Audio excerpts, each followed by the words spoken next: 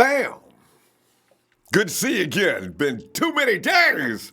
This is the last week though. We can't hang out. Well, a few more days, and we get ready to get into the playoffs and off-season activities. And fam, when you think about it, for the last 3 years, when has been the time that we've been the most happiest? When we was planning on going to the Super Bowl, right? This year, though, we probably should calm down. But you know what's really funny about us calming down this year about predictions in the next year? This year, we're thinking, everybody said, all right, let's temper the expectations. Let's calm it down. Just hit the brake a little bit. No more of this big predictions. And watch. This year, we calmed down. Watch the 49ers just kick ass next year because all signs are pointing to go for what's going to happen next year, regardless as to whether we get Nick Bosa or not. And there's other people out there that can help the 49ers. Nick Bosa's not the only player in the NFL that can help the 49ers. You know what's really funny? You look at the list, you ain't got nobody starting against the Rams. Matt Breida, I'm so glad to see Matt Breida sit the hell down. He got a DNP for the week. He did not practice. Garrett Selleck, light practice because of a concussion, which nobody even seen him get. And Marquise Goodwin I really don't understand what's Marquise got a calf injury now, but he's a DNP for practice. Eric Magnuson has been completely useless all year. He's out with a hamstring. Mark Ziocha he didn't practice. He's got a groin tear going on there. Dante Pettis, glad that he's not going to be trying to get back out there. He's got a knee injury. As we saw, Weston Richburg Center, light practice. We don't have, actually, what's really funny, Weston Richburg has had to play all year because Eric Magnuson has been out all year. Something's been hurting him all year long. And he ain't even played. Malcolm Smith, of course, he had a light practice. His Achilles is killing him. Joe Staley was out, but it had nothing to do with the injury. Joe is tough anyway. I mean, down through the years, you can count on one hand almost. I think you can, actually. How many games has Joe Staley missed? Toughest, durable, most all-pro in the NFL. And K'Wan Williams, I guess he's going to play. He had a light practice. So, yeah, here you go. It looks like Tavares Moore, I noticed, too, is questionable. He's got a little stinger, too. So, and you know what, though, fam? The real story of the day of this weekend, George Kittle. Kittle's 8 versus both Gronk and Travis Kelce this Sunday. Kittle has 1,228 yards receiving and needs 100 to break Rob Gronkowski's record. NFL season record for yards by a tight end and a mark set in 2011. Kittle could break Gronk's record, okay, but still ranks second in the books because his buddy, the bromance has been going on between him and Travis Kelce. Kelce has 1,274 this season, and George is saying, it's all good, man. It's a target. I definitely want to get it done. It's not a lost cause if I don't get it, but I would be really fun for us. Unquote. George, man, because here's the thing. Remember, Kittle had 210 yards, the third most by a tight end in NFL history, right? And when our guys won over the Broncos, Kittle didn't have a catch in the second half and finished 5 yards shy of breaking Shannon Sharp's record for the game. That prompted an apology from Kyle Shanahan. He's been apologizing ever since. See, it's hard to actually, I look at that and say, okay, we won the game. George's accolades can be stacked up later when we needed to win the game, but I thought we could have won the game with George still participating in the second half. The Denver Broncos defense tightened down on George, and that's been the name of the game since then. Everybody's tightened down on George. Last week, George even got 34 yards against the Bears. It was a slow day for George, And Nick Mullins sounded like a boss. He says, we're aware of it. We know the situation, but at the same time, we're trying to win the game. So if it happens, and that's awesome. Kittle has had one heck of a year, and he deserves a ton of credit. We'll see how it shakes out. Look out for Nick Mullins, unquote. Nick is so large and you know what? He is an alpha dog, ain't he? He is a premier quarterback. And by the way, Nick can move up on the list of he can move up to number 4 if he passes Dak Prescott's on that list, Marcus Mariota, some guy, another guy. But Nick, in the first 8 starts, has got more yardage than just about, aside from the 5 or 6, 7, 8 guys in there.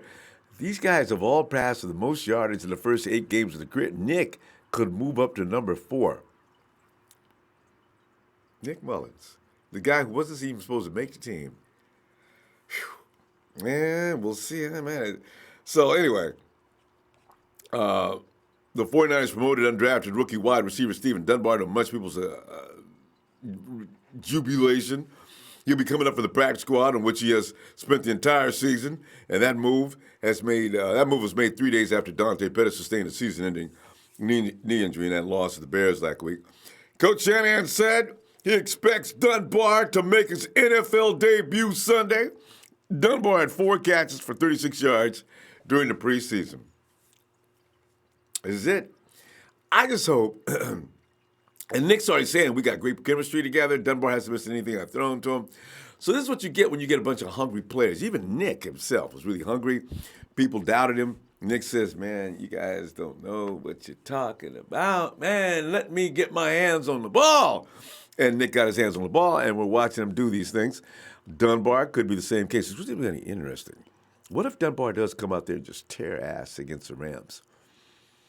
And as much as we'd like to think, Nick is good, but I still think Jimmy has the biggest upside and probably has the most he has the most talent between the two.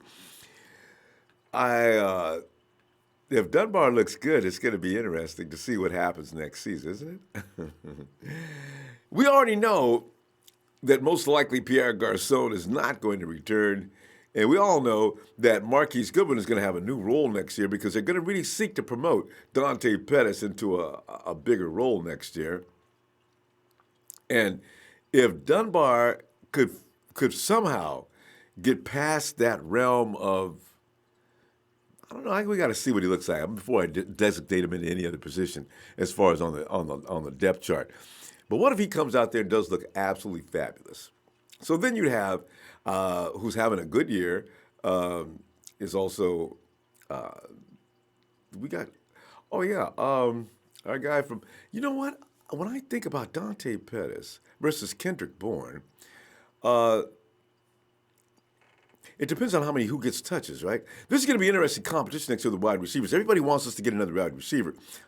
I don't know if the 49ers are interested in drafting the wide receiver as much as maybe picking up a potential free agent, but you're not going to get a number 1 receiver picking him up in the free agency. They're just not out there. They're not available. So you have to get lucky and draft one. Who's in the draft this year that makes you crazy and you think he could be a number 1 receiver? See, that's what you got to think about. If there's nothing out there, the 49ers will keep on stepping. And they'll keep what they got and go from there. It's going to be an interesting year all season. Hey, Kenny, what's up? Let's get this party started, right? Ronbo Sports Say One since day one. Gonna miss my Niners, but we got Ronbo to keep us busy during the offseason. We will be busy too, fam. It's you make the call today, by the way. Come on in and tell us whatever you want to talk about the 49ers. You know you can do this. But end it by telling us what is going to be the score against the accursed Rams. Because quite frankly, I keep looking at the Rams the last 2, 3. Do you know the Rams are going backwards? They peaked already. I could see that. They peaked a little before they played the New Orleans Saints. They haven't been the same Rams since that loss. Very interesting, huh? They've lost. Todd Gurley's not playing this weekend. They've lost Cooper Kupp. Those are very important weapons. If they don't have Gurley or Kupp, and if, let's say, Gurley's not going 100% in the playoffs, you got another 1 and out. If the Rams lose, they've got to host the wild card. They could get beat. 49ers could be in perfect position to screw the Rams up. How much joy would you get out of that, Niner fam? Oh, my God. Elias Lopez, what's up? Rodney Carnes, what's up? Memphis checking in. February Memphis Express football starts. Mike Singletore's our head coach. I'll be catching some of them games. All right. Real Mike's out now. It's amazing Mike's out doing that. Giovanni Dario says, hope we win this one. It will be sweet music to my soul. Aries Niners, Ronbo Niners. Thank you, Aries. PB Zo, check it in. New York Queens. Love your show. Marshall Harris should start next year, period. Hey, PB, boy, I tell you what, thanks for him coming on in here today, too. Boy, that's going to be safety position is going to be crazy. But you know about Richard Sherman, he's actually lobbying for Earl Thomas right now and lobbying hard. Seville Whalen asks, Niners, Kenny, what's up, Niner fam? Ronbo owes you money. LaMichael Sams, 419, 49ers for. Oh, God. Rudy, you got some serious concerns. You need to be concerned, man. Your team looks like they look average right now. Oh, I thought I saw golf. Ronbo owes me money. Oh, it's our man. I forgot Ronbo owes me money is our boy JJ. 419 to 494. Stop. Music Street. The Cardinals may surprise us and spoil the season for the Seahawks. No. Hey, but did you see Larry Legend throw that touchdown pass in that last game? I was amazed with that. Talking Man 78. What's good, Niner faithful? Tony Shatner, 27-21 Niners. Jux 373. Steven Dunbar, let's go. Mullins said they've got good chemistry, right? I read that too. Mullins has got good chemistry. He's caught every pass, so I'm looking forward to this. They should also give Peter T more game time. So let's go. I hope they let Peter T play. I really do. Far side, if we win, proves Rams are trash, and they lose HFA. If we lose, we get Boso win-win. The Cardinals still have to win. Donald Johnson, what's up? Sebastian, the depressed Niner fan. Depressed Niner fan. See back in that name again. He says hello. KD216 Niners flex on them boys. Brunel Jacobs, what's up? 120 Horatio Flores. Niners!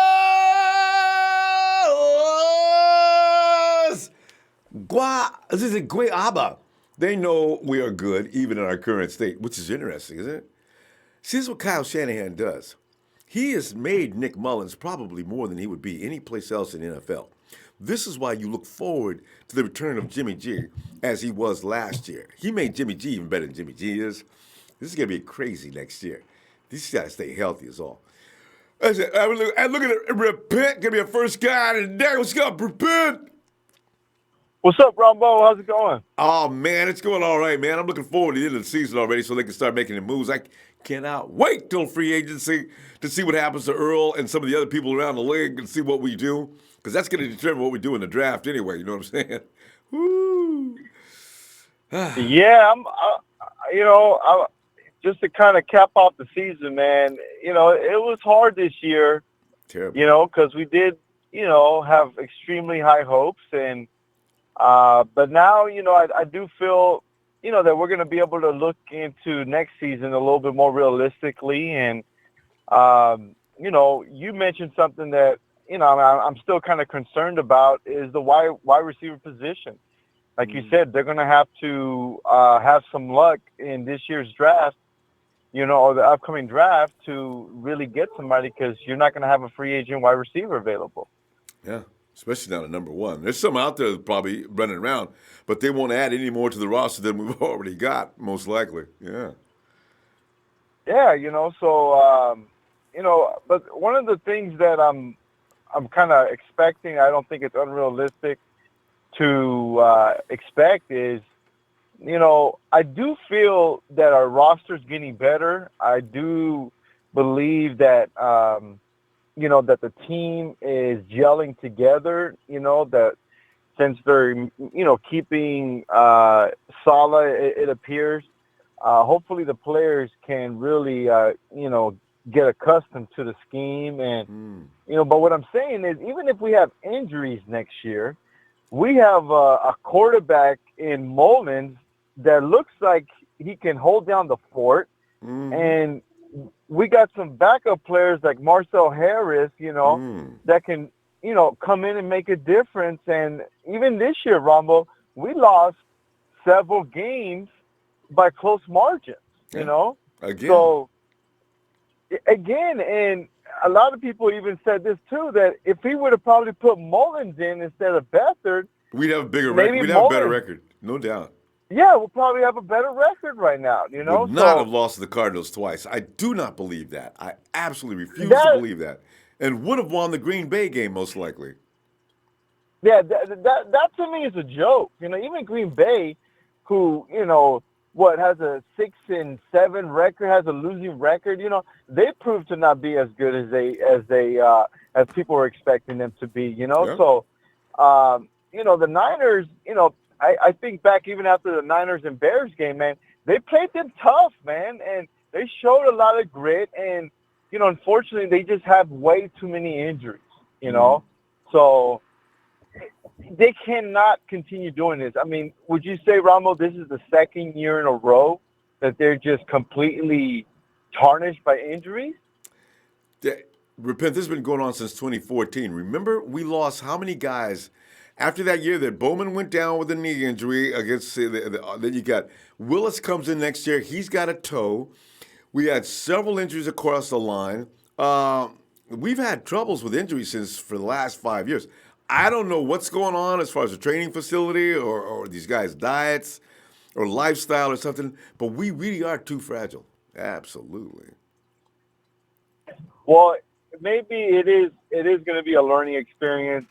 I know we have a lot of young players. They're still adjusting to the NFL. They're adjusting their training. They're adjusting their diet, So hopefully they can get themselves together, at the weight and the diet that they need to be at. Football is a very physical sport. So, you really do need, to be at the best, in order to really compete. And if you're not physically fit for the game, that's where injuries can occur. And always do.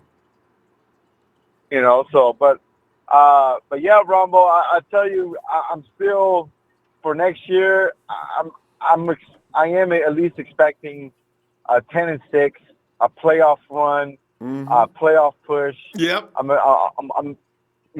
expecting I am seeing the Niners defense gelling together now. They look like they're really coming together. So hopefully next year, Saleh's not talking again in the first couple of weeks how they're going to take some time, to have to learn this. Hopefully he's not talking like that next year. Well, repent, he already has. You know what's really funny? Think about this for a minute. Just about every year, the Seahawks defense, even when they had all their horses, for some reason, the first 2 or 3 games, and that's when they were, for some reason, it'd be okay, but not actually in full motion yet.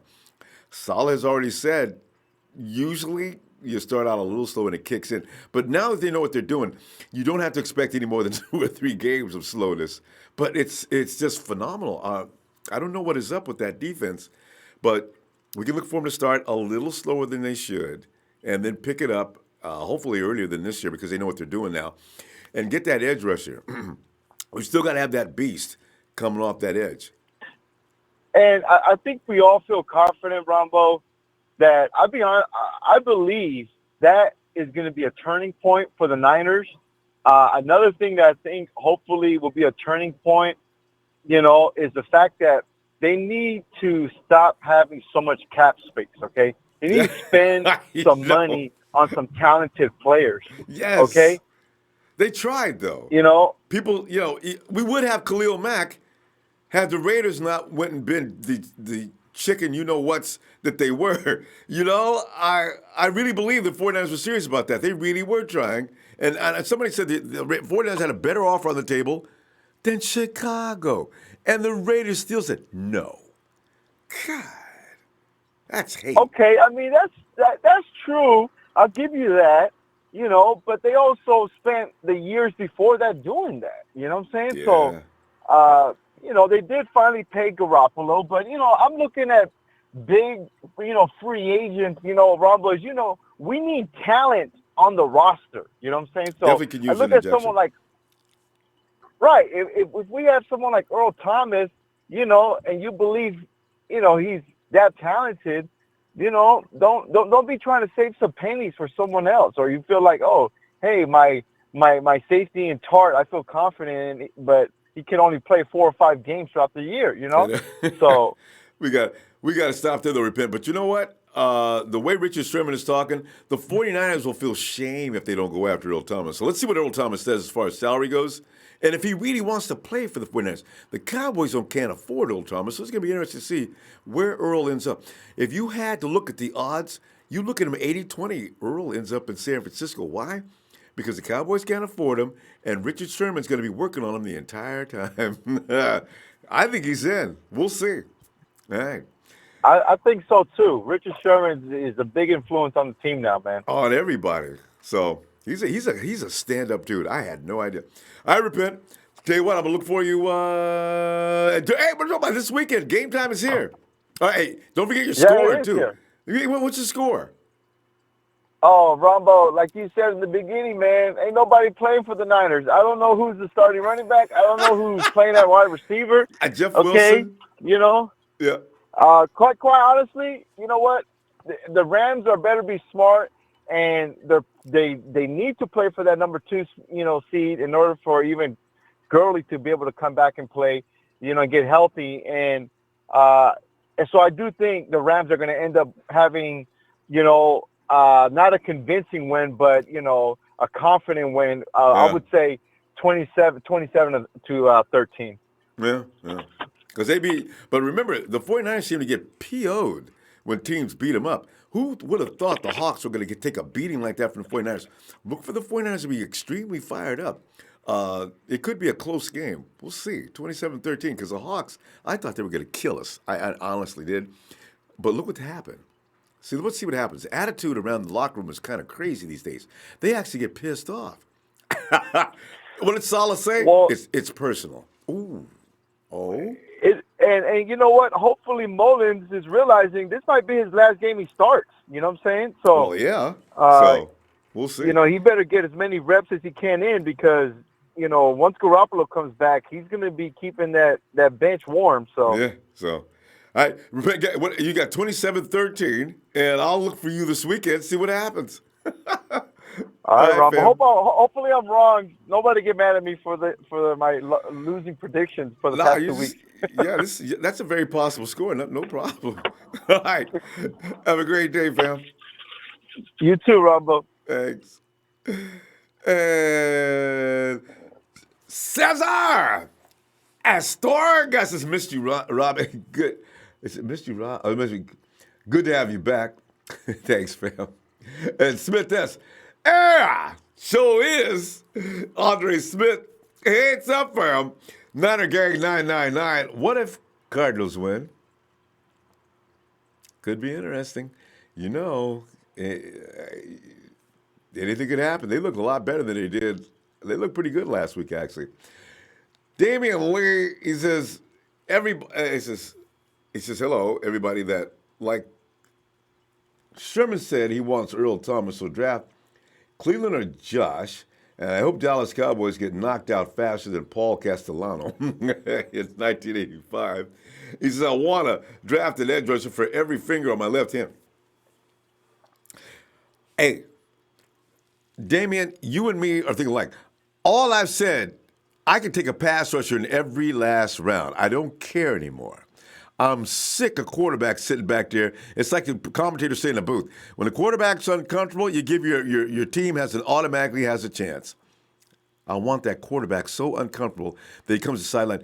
Coach, I'm starting to feel a little twang in my thigh. I may need to sit down for a bit. Cynthia says we need to rest our starters.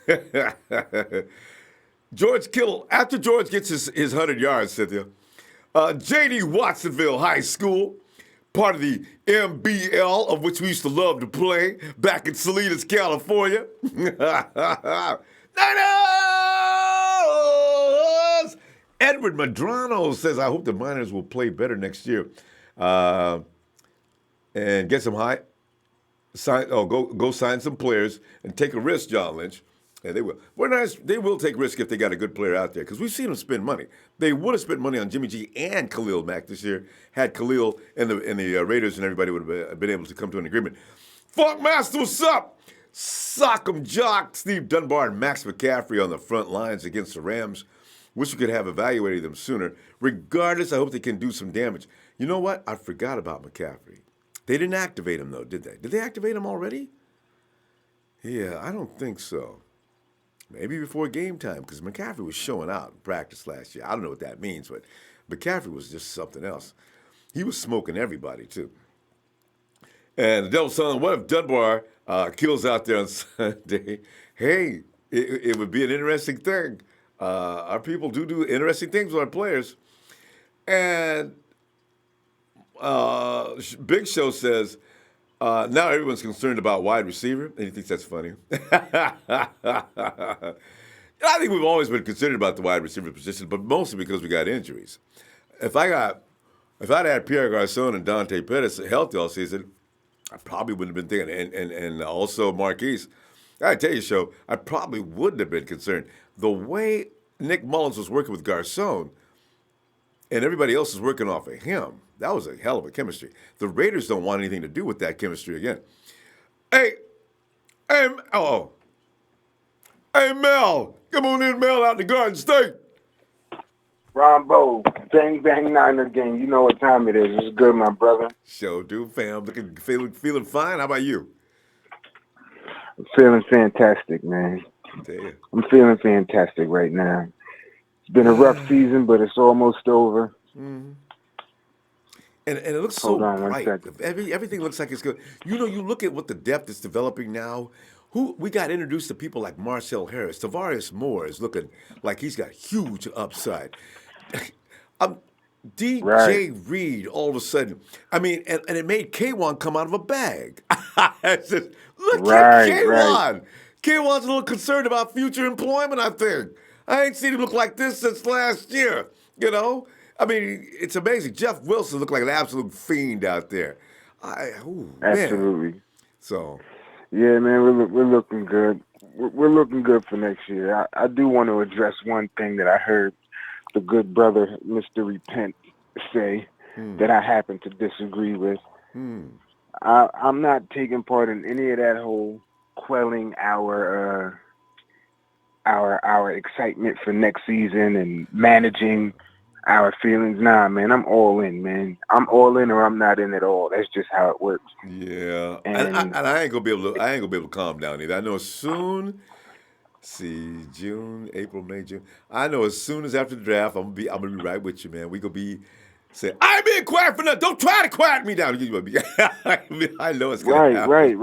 Man, we Niners fans, man. That's what we do. We have high expectations because that's what we've been. That's what we've been accustomed to, man. It's a bowl or bust. Like that's just what it is. It's true. And it's not even like this season was a bust because, you know, our guys just didn't get it done. Like everybody's hurt, man. The hot dog vendor at Levi's is hurt. Like everybody's on injured reserve, man. the beer distributor for Levi's, all of those guys on fell IR. down the stairs. Exactly. In the cast, selling beer from the sidelines, waving his stick. Hey, beer here. I can't come up there. You have to come down here. Exactly. But they put the beer man on the IR. Oh. Word. Yep. So, man, once we're rocking and rolling, man, we're rocking and rolling. That's just what time it is. And I have all faith in that. I think our guys are going to get it done because, as was alluded to earlier, even with all the injuries, like, and at times, you know, like, we're big fans. Like, we follow them off season and everything. We know the backups and all. There were guys coming in that I had to kind of look up. Like, wait, who is that?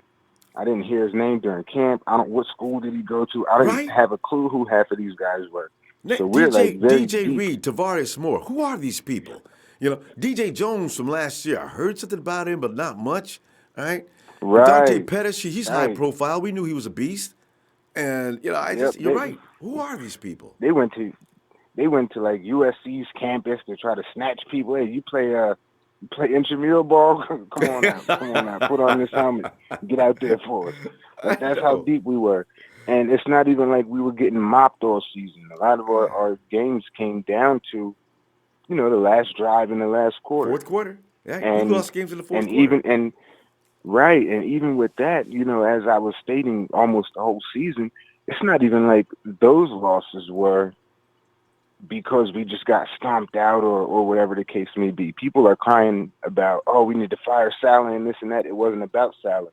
You see what happened when Nick Mullins came in. And it's not simply Nick Mullins' ability that kind of lit the fire. It's the fact that Nick Mullins has a fire. So he got guys hyped up, man. He was out there like he was happy to be there. He was excited to be there. And he was just looking for that opportunity. So that's contagious. And if we would have had that a little earlier in the season, man, who knows how it would have turned out. Right. Not saying we would have won a Super Bowl with. You mentioned Nick. The team didn't seem to rally behind CJ because CJ made a few mistakes early on. He looked a little bit incompetent, and the team was feeling that, I think. Right. And they started like playing half butt. So, yeah. Right. And CJ has this thing where he gets down on himself. And you can just see. And the way it is, because he knows he's going to mess up, and he knows he did mess up. So when he messes up, he doesn't feel like he can say anything to anybody else or about anybody else. But you see when Nick throws a ball and somebody drops that ball, he gets mad. You see, man, Nick is reacting, man. Yeah, exactly. Yes. When he messes up, he's down on him, not down on himself, but he gets fired up because he's like, man, I messed that up. Should have done it better. And that's what we need. There needs to be some type of pressure. Like, I have a question though for you, Because you're a physical trainer and you know what it takes. What can the 49ers do? Because all teams aren't decimated with injuries like we are. What kind of training are they not doing that they need to be doing? Because it's still making no sense. Well, you know what it is? Not all teams are decimated to the degree that we are, but now the week has gone by where we haven't heard that somebody's down and done for the season, like season-ending injuries. True. Like, it's bad for everybody. And the reason is because a lot of these guys work out. They're in gyms and they're lifting weights, and they have these specialized trainers, so they're working on different body parts, where the most efficient and best way to prepare for something like that is to actually do that activity. So these guys are, when you even look at the skills testing where they have the bench press and the squat and those type of things, that's not the most efficient and effective way to train your body for football. The best way to train for football is to play football. So the best way to train for basketball is to play basketball. So while their strength on paper is increasing, there's joints and ligaments and tendons and things that need to be strengthened as well. And they get strengthened differently when you're lifting weights or when you're doing a shuttle run than they are when you're on the field playing football. So if a lot more of their activity were based on actual game situations and things that you'd be doing in a game, that would help with a lot of injuries because, again, your tendons and your joints and, your ligaments, they will be getting strengthened as well and stretching and, being able to take what you're doing. But when all of your training is, in a petri dish, basically, these guys, they have these specialized workouts where, all right, I'm going to work on my biceps, and they're working just on their biceps. Then, I'm going back and biceps today, and chest and triceps, and then I'm doing glutes. So while the individual muscles are getting better, it's not really helping as far as football function. Right. So that's what's happening. Mel, we gotta and get not your even score. just in football. We got to get your score. But listen, would you think, would yoga be something that might help strengthen ligaments and things like that? Because I keep wondering if flexibility is a problem too. Absolutely. Yeah. Flexibility is just as important for your muscles as any type of strength training is. More important, actually. Yeah. I learned that when I was younger. I'm only 5'10", 5'10 and a half, so I had to work really hard to dunk. And I found that when I was young, I started jumping a lot higher just by stretching than I was by doing all my toe-ups and wearing strength shoes and things like that. So flexibility is extremely important to the muscle. And that'll help with a lot of injuries, too. A lot of the injuries come because guys aren't flexible. Yeah, I got to feel that's it. Because as I say, same with track and field, the same thing. If I stretched for a long period of time, there was no possibility to stretch and pull a muscle, and my times went up. I lasted longer. I wasn't tired training. So I think 49ers got to get into it. They got to bring in a yoga master, man. Bring him in. And don't hurt anybody on the stretch because you can get hurt doing yoga. I've had that experience. But get him in there and get some flexibility on those big guys. Mel, I need your score, though. My score, Cowboys. I'll say, yeah, we're about to take this one, 31-27. I'm telling you, Yeah, people don't we'll understand win this how possible that 31-27. is. No, Gurley, the Rams are starting to. Golf is starting to yield to pressure. I seen him screw up 3 or 4 times that last game when the pressure was They're on going him. to be, yep. He They'll might be be like playing that. conservatively and everything. Yeah. Okay. Like they want to win, but it's not integral for them to win. So they're not going to risk. They're playing chess. They're not playing Right. checkers. So Right. while they'd love to win this game and that would help with their positioning in the But they playoffs, don't want to they're already overexert in the themselves. playoffs. So Yep. right. So we don't want to go out there and kill ourselves to get a better spot in the playoffs just to go out there and half our guys are all hurt up and everything. So All right. yep, All right. 31-27, man. I think Nick is about to go crazy. Could be. All right, Mel. Let me see you this weekend. And All good right. stuff. All of it. All right. All right, my brother. Good talking to you. Same here, And I'll fam. talk to you when Sunday. Yeah. We'll be right All after the right. game. All All right. right, cool beans. I'll talk to you Sunday. All right, fam. And we stay in New Jersey. We cruise right on to the other side. Oh, all right. And Kenny says, it's Christmas week for Ronbo. Let's donate so he can buy a number 85 Churchill jersey. Kenny, man, boy, I tell you what, I am definitely getting a Kittle jersey. I can't wait. I don't know if his jersey's available yet. But you can probably walk through the mall and get it, I'm pretty sure. But I got to get that jersey, man. Kittle's man, the dude is so funny. Personality and skills. This guy's a complete package when it comes to entertainment. Ian Sharp says defenses look much better the last 3 weeks, haven't they? I was wondering if anybody else noticed. They look damn good. Daniel Placencia says Kittle will break Gronk's record. He just needs 100 yards. Yep. But he's got to beat Kelsey. He's 50 yards behind Kelsey. So if Kelsey gets 100 yards, George has got to get 150. This could be interesting. And Jamel says, hey, Jamel Figgins says, what's up? What's up, fam? Jamel. Evan Brown, what's up, fam? Michael Upshur says, I hear the Cardinals may be going off offense in the draft. That means Bosa's going to be still available, even if they pick first. Because the Cardinals' defense, there's nothing wrong with the Cardinals' defense. They don't really need Bosa, do they? Could be interesting.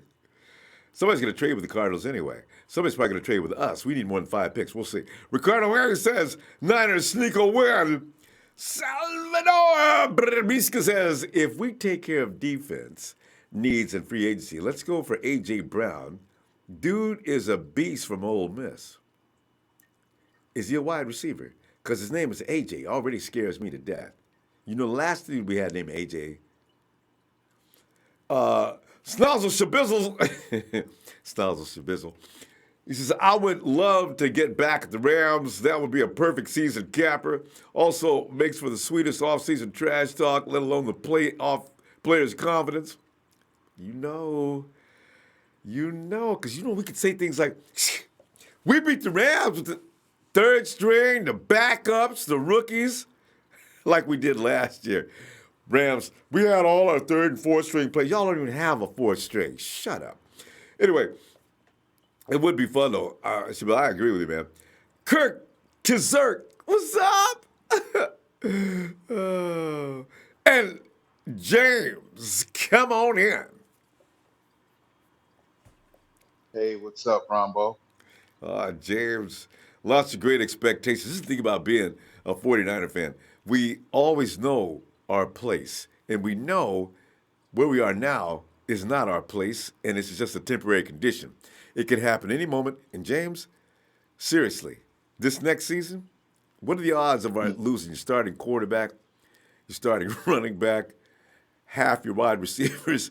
James, it don't make no sense, man. Ain't no way this happens 3 years in a row.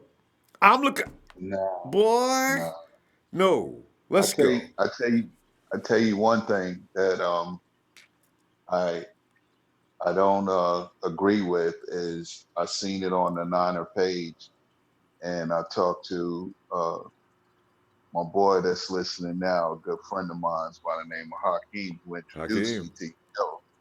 Yeah, man, and we were talking Sup, about Hakeem? Earl Thomas, man, and it's Yeah. like Do we really want a safety that has broke the same leg in the last 2 seasons?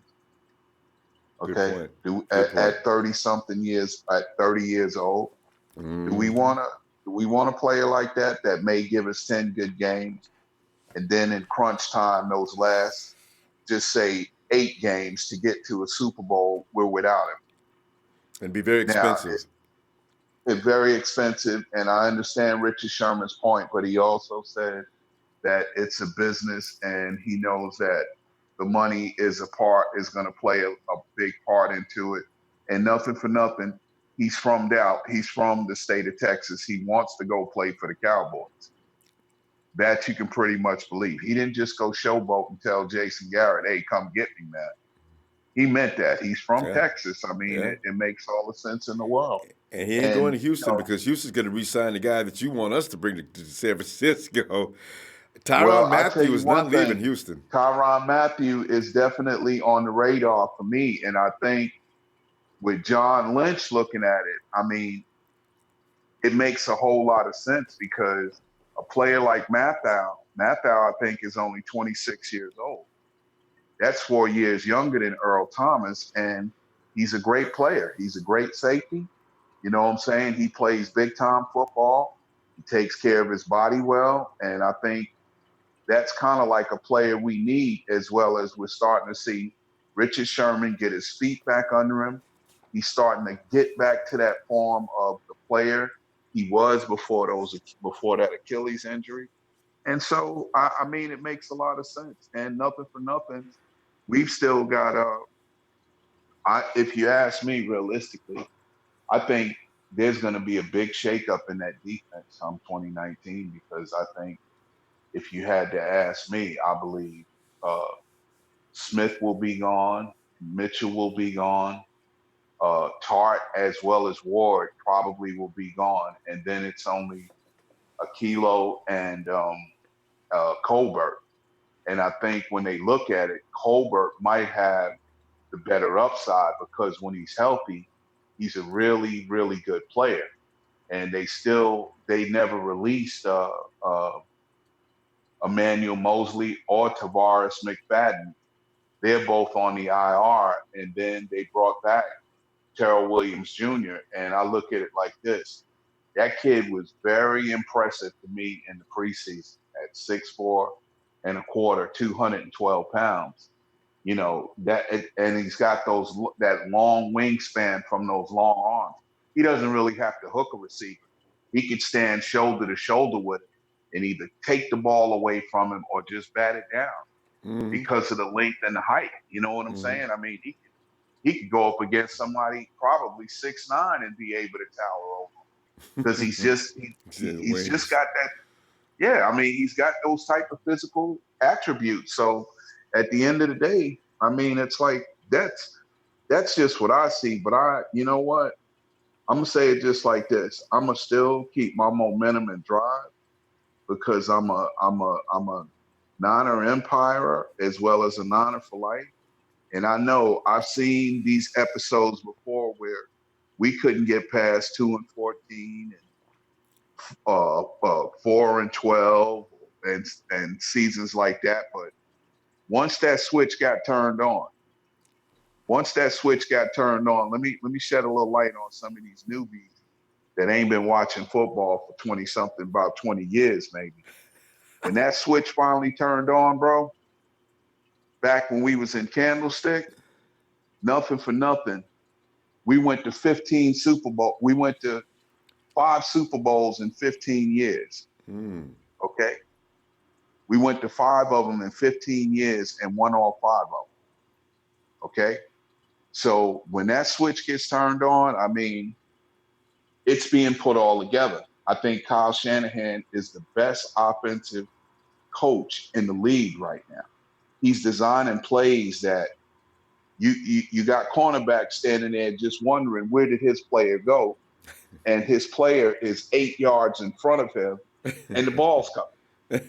Look at that. Do you remember that play when Kittle crossed Taylor, and Yeah. Taylor broke for that wide open play that Mm-hmm. Nick hit him right there by the sideline? And If did you you see look the at the, did you see what was forming as they were coming downfield? That was I'm Marquise trying to tell Goodwin you. again running Hmm. interference and a decoy as a That's defense exactly sadly right. runs with Marquise.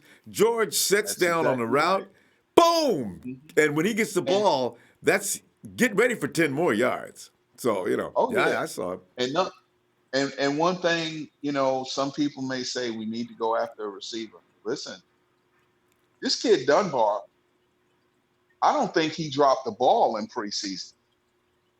Now Yeah, we're he going to, caught passes from Nick as well as CJ. yeah. And you know he CJ can catch it from overthrew him. Jimmy. Yeah, CJ overthrew him about maybe two, maybe three times. Yeah. But when a ball was put right to him, right at the numbers, right at his hand, He's this straight kid money. got mitts on him like he's got mitts on him like a basketball Baseball player. gloves, right? Yeah.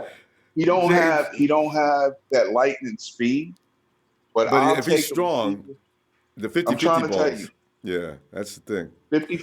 50 balls, he'll win them all day. Like I Oh, said, he's explosive. he ain't got no eye popping speed to take the top of a defense off. But what he will do But he is could be a make a possession. defense work hard. Yeah, he You could be a know, good possession receiver, like of Garçon. course. All right, Hmm. James, let me Well, look for you Sunday and give me a yes, score. sir. What's going to happen in this game, James? Um, well, I'm gonna be totally honest. I think James has told the audience for the last 3 weeks. He was right I'm last gonna week, though. be I'm gonna be 21-16 Rams. Okay. And that I that's got a code for feeling he that wants 49ers to win. The Cardinals might go up to Seattle and play spoiler this weekend Wouldn't that be funny? because see the way we beat the sea chickens up at home. I think the Cardinals want to go up there and prove a point. And even though they could say, yeah, well, we beat that other team in our division, the Niners, Mhm. twice, but you beat us with a player that wears a jersey number 3. Yeah, Okay. yeah. It was All right. number 3 that you beat us by. You didn't. You would. It would have been a different outcome had it been number 4 and especially number 10. There you But go. number three thinks about playing country music songs and calling audibles and stuff like that all at the same time and James, wanting that to all find his country music. guitar pick. Yeah, man. Yeah, man. All right, I James. listen. I don't never want to see him playing quarterback. But anyway, love what you do, Okay. Ronbo. Thanks, James. Niner for life. Enjoy the game Sunday and look forward to seeing you. Thank you All for right. what you do for us, Thanks, James. I'll talk to you Sunday. man. All right, man. Uh, By the grace of God, of course. all right, fam. And Jux373, he says there are a lot of edge rushers, so I think we trade down. Plus, we have yet to see. I keep forgetting about Catavia Street. And now Armstead's playing well. Solomon T is also showing up. And sometimes it just takes amount of time. So let's get more picks and get at least 2 rushers. Could be the plan. Let's see what they look like Sunday. If Solomon T shows out, ooh, that's going to make some minds shift. And Billy Blaze says, listen to me, Niner Empire. A win this Sunday is meaningless. We need an edge rusher desperately. And a win could keep us from getting Bosa or Allen. And I'm tired of hearing this Quinnen Williams hype. All right. Perry Howard says 49ers win 29-15. Jamel Fagan says, 49ers 24-21 over the Rams is his prediction. John 3:16, not to be confused with Austin 3:16. Bring in Clowney!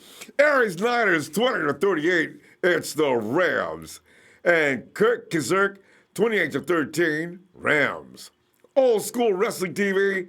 49ers taking this win upset. Win 49ers 31, Rams 27. And Kyle Baker, I want us to beat the Rams and the Bears, and the Bears to beat the Vikings.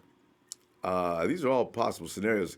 I truly do believe the Bears can beat the Vikings, though. Man, Kirk Cousins and Kitty, thanks, Kitty. More fun to get for the Kittle jersey. Thanks, Kitty. Oh, and I'm wondering when you're gonna call in, no. Is it, I see. Score and Andy. Hello?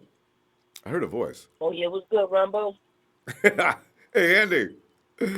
Come on in, fam. What you doing? Man, getting ready for this minor win on Sunday. I didn't even think we were going to win Sunday. I think we're going to tie this game on Sunday. Oh, really? Wouldn't that be interesting? That would screw the Yeah. Rams up, too. They can't afford a tie. We can't afford to win. No. Wait a minute. Hey, that works out for everybody, doesn't it? We don't have to listen to the Rams Yeah. talking smack. We don't have to worry about our position. Wow. Andy just came up with the absolute perfect anecdote. And George Kittle's got to get his yards, though. And that's the only thing we need. Yeah, the yards, we're going to get it. I think he's going to get the yards. Because that's one thing as a team, individually, besides the W as a team, individually, I think they're going to get that from individually because he worked his ass off the whole season for that. Didn't he? You Well, know? he deserves it. Yeah. He deserves something to show for it, you know? Yeah. That would be, I But hadn't thought about a tie. Oh, that would be so, ideal. Or the Rams be Because standing we there got with the the lips team all for a stuck W. out. We got a team to win with. Yeah. You know we did.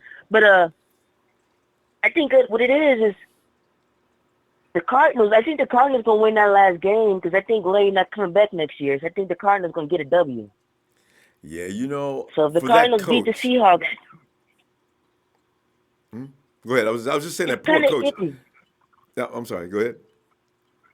It's kind of borderline about it, but it's kind of close. But I think they can do it. Yeah, their offense. The quarterback looked a little better this week. He made a couple of mistakes, but the defense for the Cardinals made bigger mistakes. So it'd be interesting to see what that game looks like because the Rams and the Seahawks, they have this ability to suddenly look silly. I Yeah, don't know, out of nowhere. so it could be this week. Yeah, and I'm still with you, man. I think we should go get pass rusher. Right. But Oh, there's only one guy out there that look kind of good. I think that who could help us. Is that guy Calvin Ridley up out of Georgia? He's the only guy besides the pass rusher I think the Niners should go get. wait, who'd you mention? Otherwise, Who? Calvin Ridley out of Georgia, Wait a minute. he's the only wide receiver that looks decent, and I Wait a think minute, he can help us out. I think you're getting the name. Somebody said this name the other day and had it mixed up. Because Ridley graduated last year and got drafted, right? Is his name? Is No, there they two? got another one. There's another. So, that's what we had conversation we had. Somebody said there's another Calvin Ridley that happens to be a wide receiver. What are the odds of that? At Georgia. I gotta go check this guy out. Does he look like Calvin Ridley over in Atlanta by any chance? Hey, I thought it was the same guy too, but no, I just seen him play the other week against Alabama. But yeah, he can do something for us. But at the same time, we need pass rusher. I know. Pass rusher. I know. And 'Cause, a Kyle linebacker. Shanahan's going to have offense no matter who's playing for him. Andy, you and I Yeah, could that's go out there surprising. and Big Show and some other people, and we'd still have an offense as long as Kyle Shanahan is telling everybody what to do. I'm telling you, the team is not hurting offensively like some people think. Get the defense in order, they'll win. Yeah, to the defensive order and one wide receiver and a few linemen, offensive linemen. Otherwise, we'll be solid. Because otherwise, we have a playoff team that could have been a field goal away from a wild card. But yeah, I just hope that we tie against the Rams, and that's gonna put a cap on a good season. And a lot of people been saying it's like, yeah, we've been fighting for this number one draft pick, but hey, when you got as dominant players as people is, because last year Saquon Barkley proved that he was worth that number one draft pick. Didn't he? God, he had an we'd monster year. Woo! If we'd had him, if we'd had first pick with him last year, I think we actually would have won the division. See, I wanted Jimmy G and Saquon standing in the same backfield. Oh, by the way, Andy, I got this. That is Calvin Ridley's brother. His name is Riley. Riley Ridley. Riley Ridley. Thanks, guys. Elvin Almighty and some other people got in there. Smith S. Yeah, all right. All right. Riley Ridley. They are related. Maybe that's why the talent, it's in the DNA. So, yeah. Yeah, yeah. But hey, I check in Sunday after this tie. Okay. Be looking. Wait. You know what you need? Hey, give me a score. What do you think's gonna happen? Oh, you called a tie. Oh, You already 24-24. called a tie. I'm sorry. 24-24. Yeah. 24-24. If that happens, 24-24. Andy, I'm gonna be losing my mind if that happens. I'm gonna just laugh my ass off. I said, Andy came in and suggested a tie, and we got one. And the Rams are staying on the sideline. It's dark outside. They turn the lights out in the stadium, and McVay and Golf and Gurley are all still standing in the dark, looking at the field as they will host the first round of the the wild card team. And that wild card team, I don't know if it's going to be the Vikings. They better hope it's not the Seahawks. The Rams are going down in the first round. Ain't no doubt about it. I kind of hope it's the Eagles if the Vikings lose. Oh, if it's the Eagles, they're going down. Nobody beats Nick Foles when it comes. Nick Foles is a money quarterback. When it stuff's on the line, look out for Nick. Boy. All right. Good stuff, Andy. I'll look for you Sunday, okay? If you got some time. Oh, yeah. All right. Let's see if Gold Ass Central pull through. You have a good night, too. Boy, Andy coming in with some good stuff, boy. Oh, tie. I did not think about how much damage a tie could do. It would help us as long as George gets his yards. Because no matter what, I want George to be at least number 2. Because you got to worry about Travis Kelce. Because also Mahomes is going to be targeting him all day as well against the Oakland Raiders, whose secondary, as you know, is not worth a damn. So, they got an advantage of us. Donna Bell! She says, I got to be to work at 5 Eastern time. I want to know, how is Joshua Garnett playing, if not at all. Tell you what, Donna, Joshua Garnett came in, and all of a sudden Nick wasn't in as much trouble.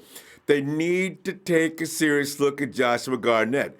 Mrs. Garnett's baby boy had all year for that toe to heal up. I don't know what kind of toes he's got, but he came in and played. I think they should let Joshua Garnett play this weekend. We'll see. All right, Donna Bell, enjoy work if that's possible, and we look for you Sunday. I'll keep you clued in to what's going on. They shouldn't nationally televise this game. Rodney Harris Jr., 49ers 20, Rams 17. And Donna Bell, you didn't give a score, Donna Bell, before you go. You just give a score as to what you think is going to win. Got Rod. Trevor Marks, 2017 49ers. Daniel Andre says Rams 28, 49ers only 3. Come on, Daniel, man. You tripping, man. You know the 49ers going to score more than 3 points.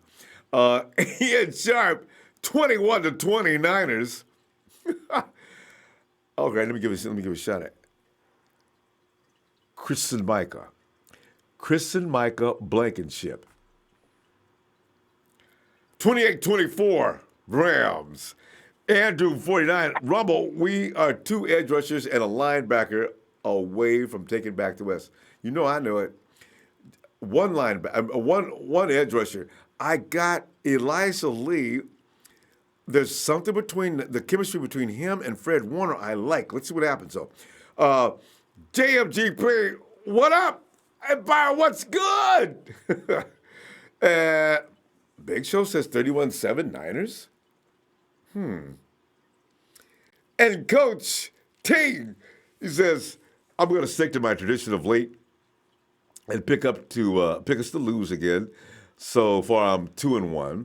But we would have pulled out that Bears game if Mullins runs for that first down. Oh, no. So 33-24 Rams win. Nick learned. Nobody kicked Nick harder than he did. Can you see Nick standing in the corner? I can see now. Coach is probably saying, as Nick standing in the corner, damn it, kicking the locker, bang, bang, bang. Jesus Christ, Nick, what were you thinking, man? I did it. Everybody, guys, let's just go ahead and leave and let Nick have this time and space to himself. He'll be okay. Let him get this worked out. And we'll see you Tuesday or Monday for film class. Because Nick, that dude learns seriously from his mistakes. Well, how many times have we seen Nick do the same mistake twice? He did, of course, get on my nerves with hitting Hicks with that football, but I think you'll see a different Nick Mullins again this week. Coach also says that even if we do pull this game out, we'll still pick in the top 5. Not an issue for us. We are going to get a very good defensive player, edge rusher with that pick. And there's plenty we have. Our scouts and the people we have, Adam Peters, Mayhew, these guys know what they're doing. From the players we've seen this last draft, now I realize they know exactly what they're doing. Hey, Tony! What's up, Ronbo? Tony, man, we're just sitting there contemplating the future as we've been doing for the last 3 years. Tony, you know what's kind of funny? If this continues, I can see you now. Tony's like graduate through college, running his own firm, and Tony's still calling it, Ronbo, we said back in 2018 we were going to do things, and we're still trying to do things. What's going on? Yeah. That's not happening. Tony, it's over this year. I got a feeling I see good things coming. What are you thinking tonight? I think we have a lot of talent across the board. It's mostly potential, though, and you can't run a team on potential. You need to have some guys who can play and are proven to be able to play. Because most of the guys we have on the team now, they have a certain specialty. The only issue is if that specialty is taken away from them, they're useless. Mm-hmm. Role players. Exactly. We need to keep those guys as backups, but we need to make our starting lineup stronger. Yeah. And the most important positions for me this offseason are an edge rusher, obviously. Yes. And then I also want to see another receiver because watching that game last week, Marquise, I don't know what he's doing. He dropped a wide open pass that led to the Denny Trevathan pick. I don't know why Shanahan is using him on short and intermediate routes. Why not use him for deep routes to stretch the defense? It makes it easier to run the ball now because the safeties are out of the box, and it opens up everything underneath for shorter passing. I don't know why he's not using him like that. Maybe he has a plan. I'm not going to question. But Tony, remember when Jimmy was out there, Marquise Goodwin was catching everything. That pass was a little out of Goodwin's reach. He still should have, like as I say, if a receiver can get his fingers on it, he should be able to catch it. But he led him just a little too much. But if that had been Jimmy G, he makes that play. It wasn't a great pass, but other receiver. You still got to make those plays. I agree. You got to dive, do what you got to do, but make the play. Yeah, exactly. And if you can't catch it, then don't put it in a position to get intercepted by another player. Tipped. That's just terrible. But I'm going to tell you what's going to happen this weekend. The Vikings are going to lose to the Bears. I think the Eagles are going to win. I agree. Bears are just too much. Eagles are going to win. We're going to beat the Rams, and it's going to be our first and only road win of the season. And the reason why I say this is because our defense is heating up at just the right time. Yes. And the Rams' offensive line has been a bottom 10 offensive line the past 4 weeks. Yes. Good observation. Tony. That offensive line is slowing down. The only real competent guy on that line right now is Whitworth. Yep. But and he can't do it by himself. Exactly. It's not like he can guard two people. Yeah. So I don't think it's going to be an easy win. I think the only way we win this game is if we can get pressure with a four-man rush. What Salah's been doing, and now I realize this isn't his fault. He's trying to get pressure. He's been sending 5 and 6 guys and leaving the flats open only because he can't get pressure. And that goes back to what the Buckner said. We have to make the plays. It's not on him because we're on the field. That Tony, you're noticing this is why people keep saying he doesn't blitz enough. You guys don't understand. Part of the scheme, it sends what would be equal to sending a blitz. You noticed it. I didn't feel like explaining it. If you're going to send that many people, what is the difference? So now you got openings that other OCs are noticing and they're taking advantage of it. So yeah. When you see a blitz of the 49ers now, it's 6. God. So it's terrible. I don't think Nick Bosa is the answer. Because quite frankly, he has an injury history. Yeah. I don't want it to be like Joey Bosa missing 10 games of the season. I want to use him. So we can trade down, accumulate more picks, and then get another edge rusher. Because like I said before many times on this show, there are so many good rushers this year. A couple guys I like personally, Ja'Kai Polite. That's one of them. Cleveland Farrell from Clemson. Have you seen the kid out in Louisiana that James was talking about? I haven't had a chance to look at him yet. I'll look him up. I think Louisiana. I think he's supposed to be crazy good. But a lot of times we see guys that are crazy good in school, and all of a sudden they can be contained in the NFL. So we'll see. Yeah. So. All right. So this is my prediction. I think Niners, Eagles, Vikings, or Niners, Eagles, and Bears all win. That puts the Bears at the 2 seed. The Eagles play the Rams in the wild card round, and I think Nick Foles is going to pull off the upset. Oh, guaranteed. I think it's going to be a very close game. The way I look at it, that front seven is nasty on the Eagles. They probably have 9 guys who can start in any team, and they only need 7. Mm-hmm. And then even though their secondary is beat up, they still have some okay guys that can just hold their ground. As long as the defense is getting pressure, they'll be fine. I think Nick Foles is playing out of his mind right now. It seems like the bigger the moment, the better he plays.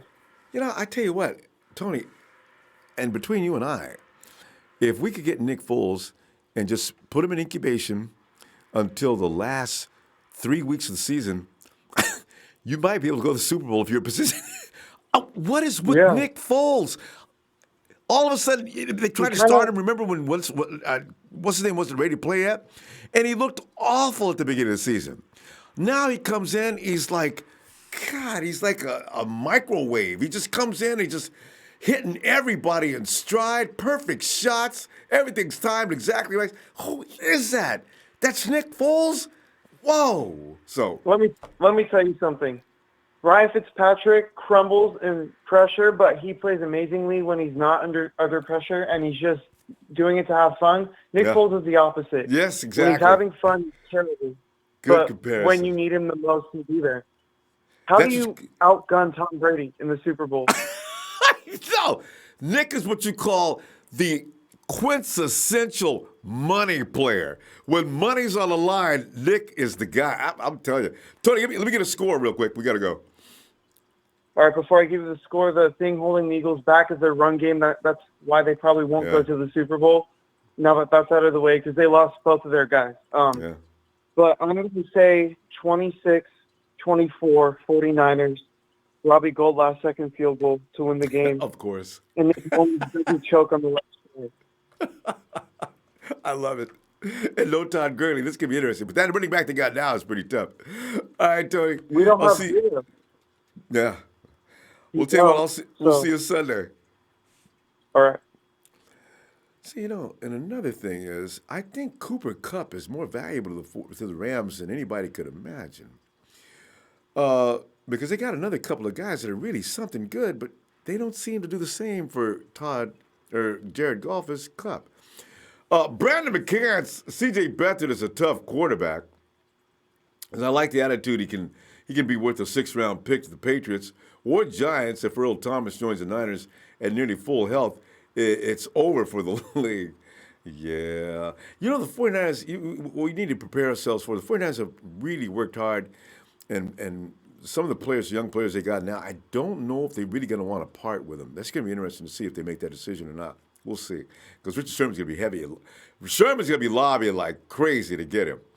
Andrew 49 says, sorry, we don't have Pettis or Breida, so I say Niners 17, Rams 13. Yeah. Mega Triumph 1, Rams 59, 49ers 0. It's got to be a Rams fan. 49ers 0. I mean, even with Robbie Gould, you're going to get at least 3. Robert Nash 24-21, Rams. Jeff Dan, 49ers 10-point dogs. 10-point dogs at Rams. I don't get it, Jeff. 10-point underdogs? Maybe? Probably. DeMille Hunt says 27-21 49ers. Okay, let me give this a shot. Lauli Rosati. Lauli, is that right? Lauli Rosati. Niners 33, Rams 30. And T-Money Sacktown. Do you think the Rams will play their backups and then throw a fit when we beat them and cry because they lost because they sat their starters like they did last year? T-Money, The Rams will start every available starter this year. They cannot afford to take a chance with the pesky 49ers. If they lose this game, it really will screw them up royally. They have to win this game or have to deal with Nick Foles in the first round. They want nothing to do with dealing with the wild card team. First of all, to risk injury, the potential for an upset, and you just don't want to be bothered. If you can get out of that first round playoffs, that's what you want to do. So the Rams are going to come at us with everything they have. So it's going to be a pretty fun game. And plus, the 49ers are saying, oh, they just beat our ass to death at Levi Stadium. Now, you know what happened last time? The Seahawks beat the Rams, the 49ers to death. Let's see what happens. I can't wait to see what happens. The 49ers are going to come up with a whole other mindset. And now that mindset is not like it has been in the past. The 49ers will hurt you when they get pissed off. This is an interesting situation. Hey, T-Roy. Yeah, what's up, Ronbo? T-Roy, man, we're just going over some of the things that are going on right now in the life of the 49ers and talking about what's going on in that locker room and what's going on in the future. And is Joey Bosa overrated? And can George Kittle become the greatest single-season tight end of all time? Yeah, I think he can. I think he can do it for sure, but we'll see what happens this weekend. He's got a lot on his plate. He's going to be like, there's no Pettis, there's no there's no Breida. He's going to be a target. And what's really bad is there's no Goodwin to draw that safety and at least one corner out of that. That's it's going to be interesting to see. You're right. It's going to be interesting. Okay, I need an installment. Oh, well, it's Friday, but it's never too early for Let Me Holler at You. Go ahead, T-Roy. I haven't played one down in the NFL. Okay. And I know to run for 4 yards. You're not body slamming our boy Nick, are you? I love my boy Nick, but come on, dude. You've been playing since you were a little kid. You don't know to run for 4 yards. You don't have that in your mind. But T-Roy, what's so funny, though? He is the kind of quarterback that, you know what I'm saying? They say some quarterbacks are always looking to throw. Nick forgot to think. He was looking to throw so hard. He wanted to be a hero and dot that I and win that game and walk off the field up on the shoulders of everybody in the stadium and blew it. Because, Nick, all you had to do was run out of bounds so that first down you give yourself 4 more shots. Actually, yeah. Right, well, that's what Steve Young told him. Yeah. He said, throw the ball away or get the first down and play for another down, play for another day. Whatever. I don't know nothing because I ain't never played in the And you know what? Nick's going to learn. And Nick probably stayed up all night that night. His wife probably had to keep rubbing his head, putting ice packs on his, because the thing, Nick is madder than any one of us could possibly be about that play. I already forgave him, but Nick is probably still mad. No, I'm all up on Nick. I mean, I think Nick's a great kid and he's a good ball player. Yeah. I think he made a huge mistake there, that's all right. He definitely people make mistakes. That's all right. Yeah. Now, the only thing I wanted to, the only downer part that I want to ask you about, I want people's opinion on this. So that's why I'm asking the question. Right. Okay. There are lots of people, lots of teams who score 30 and 40 and 50 points in this league. And I know, and I love our coach, Shanahan, but I get a feeling like he struggles in the red zone and he struggles with running in the red zone because he doesn't have that unlimited space in the middle of the field. Now, I want to know what people's opinion are of that. I know we've had injuries, but I was saying when the field shrinks, when the field gets shorter, he doesn't have the benefit of that space. And so that's why I think we really struggle. Yeah. That's so I just want people's opinion on that. That's a good point too. I mean, and that's not that why we don't have people that can play. And you know who's going to get tested on that? He's going to go to Dunbar for that 50-50 shot. If that be the case, because George Kittle, Shanahan rarely calls his number for that kind of play. I got a feeling George would be the guy for that though, because who is tougher than George Kittle? They're going to double team his butt this weekend, no matter what. Yeah, and if they do, Dunbar, Bourne are going to go nuts because I hope As so. comical And as maybe Kendrick is, Selleck will be out there a little bit too. yes, He's got time. Selleck's going to play. I think he's out of concussion protocol. He was at limited practice, so yeah. But Selleck's that kind of guy that has to be caught in an ISO. And the other thing that we might consider too is, we've been doing really, really well in the last 2 or 3 weeks. But that's because I think Saleh has been taking a lot of chances rushing 5 and 6. I've been saying this since last year, and you brought it up, and I know you understand the scheme and all that. We're talking about the rushing 4 versus rushing 5 and 6. But you know what? I'm a little nervous about the talent evaluation. We held on to CJ way too long when Nick Mullins was sitting right there. We held on to some of these boys on the defensive line when we had Taylor and Blair and some of these boys that were there that are now lighting it up. And I wonder what is with this talent evaluation that they're not seeing this stuff, or why are they holding on to these boys too long and not letting them play? Because it seems like agree. And you know something, you got such a good point. And the only reason why I usually back off on that is I figure that they know what they're doing more than I do. But you know what? We have been proven to be right about what we were thinking. I didn't want Solomon Thomas because I said, we got Ronnie Blair. Why the hell we need Solomon Thomas? And sure enough, Blair is outplaying Solomon Thomas currently. But Solomon Thomas may have more potential. Maybe that's going to change shortly. Maybe they saw that coming. Kyle loves CJ to death.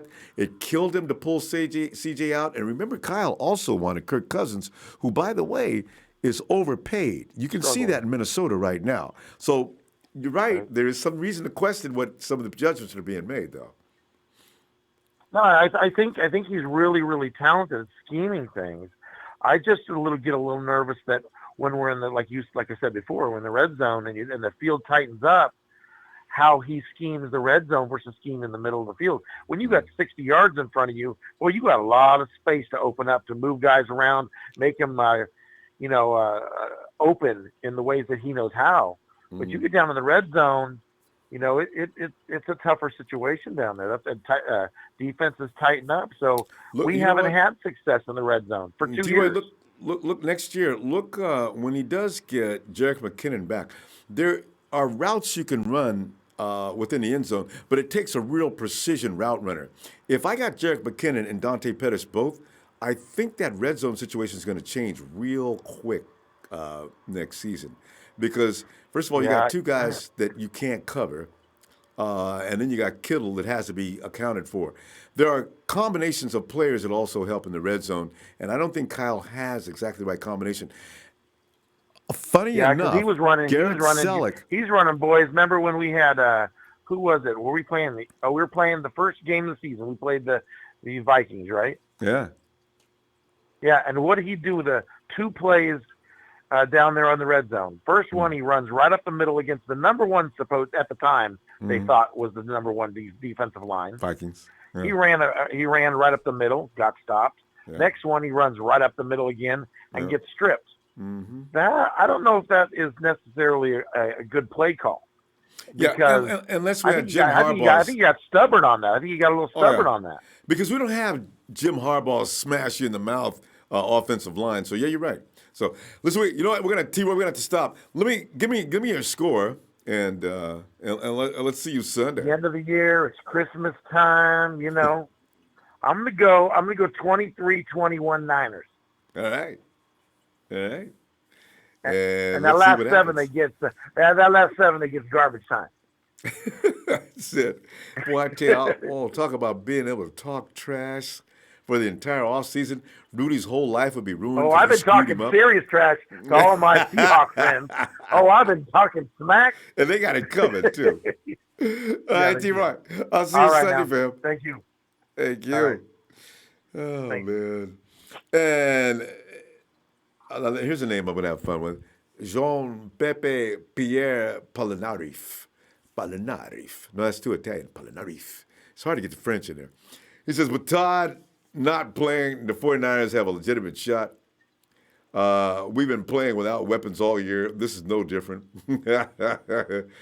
You know, it's really funny. You can almost say we haven't been playing with weapons all year, but we had. Dante Pettis is a big shock. Matt Breida was even a bigger shock. We've had George Kittle is just scary. So we got weapons. They just haven't all been on the field at the same time. Garçon against the Raiders was ridiculous. So and Nick loves Garçon. Chuck Philly, Niners 19, Rams 14. And Donna Bell's coming with their score 23-22. Donna Bell also says Niner family. We did that. She says, wait a minute. She says, I got to go to bed. Dozing off as I type, love you all, but got to go to bed. She says night to me. And my nephew lives in Hayward, California. My guard's over in Hayward, California. And he sent me gloves, hat and Niner gloves for Christmas. Oh, isn't that special? Way to go, nephew. And Brunell Jacobs, we need to draft a guard. Laken Tomlinson can't block for. Whoa. Brunell, do you know Laken Tomlinson is one of the top ranked guards? Laken's tough. You know he only allowed, I think, how many pressures in this last game against the Bears defense? Laken is progressing. So if we need a guard, it's not Laken. It's Mike Persons that need to be replaced. But it looks like Joshua Garnett could be that guy. But we all know about Joshua Garnett's toes and everything else. With Garnett, as soon as he makes a collision, something's going to get hurt. So I don't think the 49ers are going to go after a guard. We may need a tackle, though. And he said Garnett gets hurt too much. Persons just as a starting caliber offensive line, but true. But yeah, we could probably, you know what, they may go for a guard, but it would be too late and he won't probably be that good. But a tackle, because Joe is going to leave us soon. We'll see what happens. And Kenny says Honey Badger's 26. Clinton Dix is 26. Clowney's only 25? That's right. He came in the league. That's damn near a teenager. He says, we need these guys in red and gold. And look out for Honey Badger ain't coming, y'all. I'm going to tell you right now. He used to be stupid. I don't think Clowney is either. I don't think anybody's leaving Texas. That's the only thing.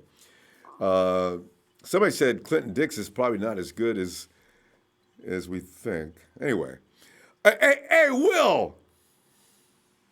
Ronbo, what's up, man? Oh, Will, man, I'm sitting there contemplating with everybody else about what the 49ers going to do to improve this situation.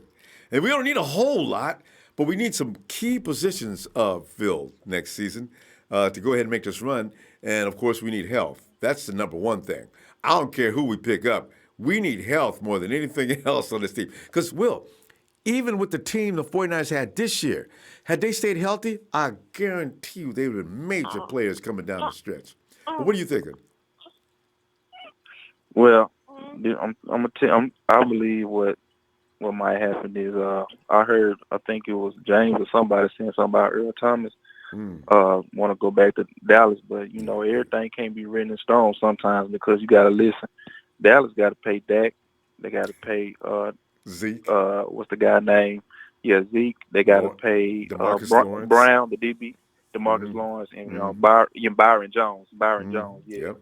So I don't think that he's gonna come to Dallas. I mean, I know he went to Jason Garrett that last season and told him to come to Dallas, but when somebody presents some money to you and it's a whole lot that's for your livelihood, I believe you're gonna take it. And I believe San Francisco is the best destination for Earl Thomas because you got Sherman there, and plus they got all the money in the world they can give him, and then he don't have to learn another scheme. I mean, something else? Something else too? From what you're saying, do you know the 49ers, who they would drop? Jimmy Ward would add, well, they already paid Jimmy Ward off. Jimmy Ward would get dropped if they brought in Earl. There's all there is to it.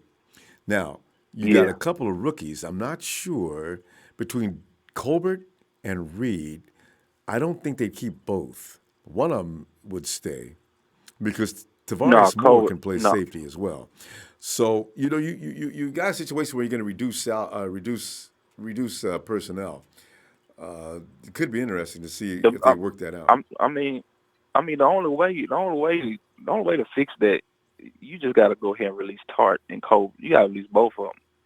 The thing is, Tart can play. He can play over the top too, but he can't stay healthy. If you're going to keep the most athletic guy that can play both in the box and over the top is Kwaski T. You already got Marcel Harris, who may win that strong safety spot as it is. It's going to be crazy with the safeties. So you might be able to reduce salary there. Yeah. So there is a possibility. Marcel better than Tart. He's better.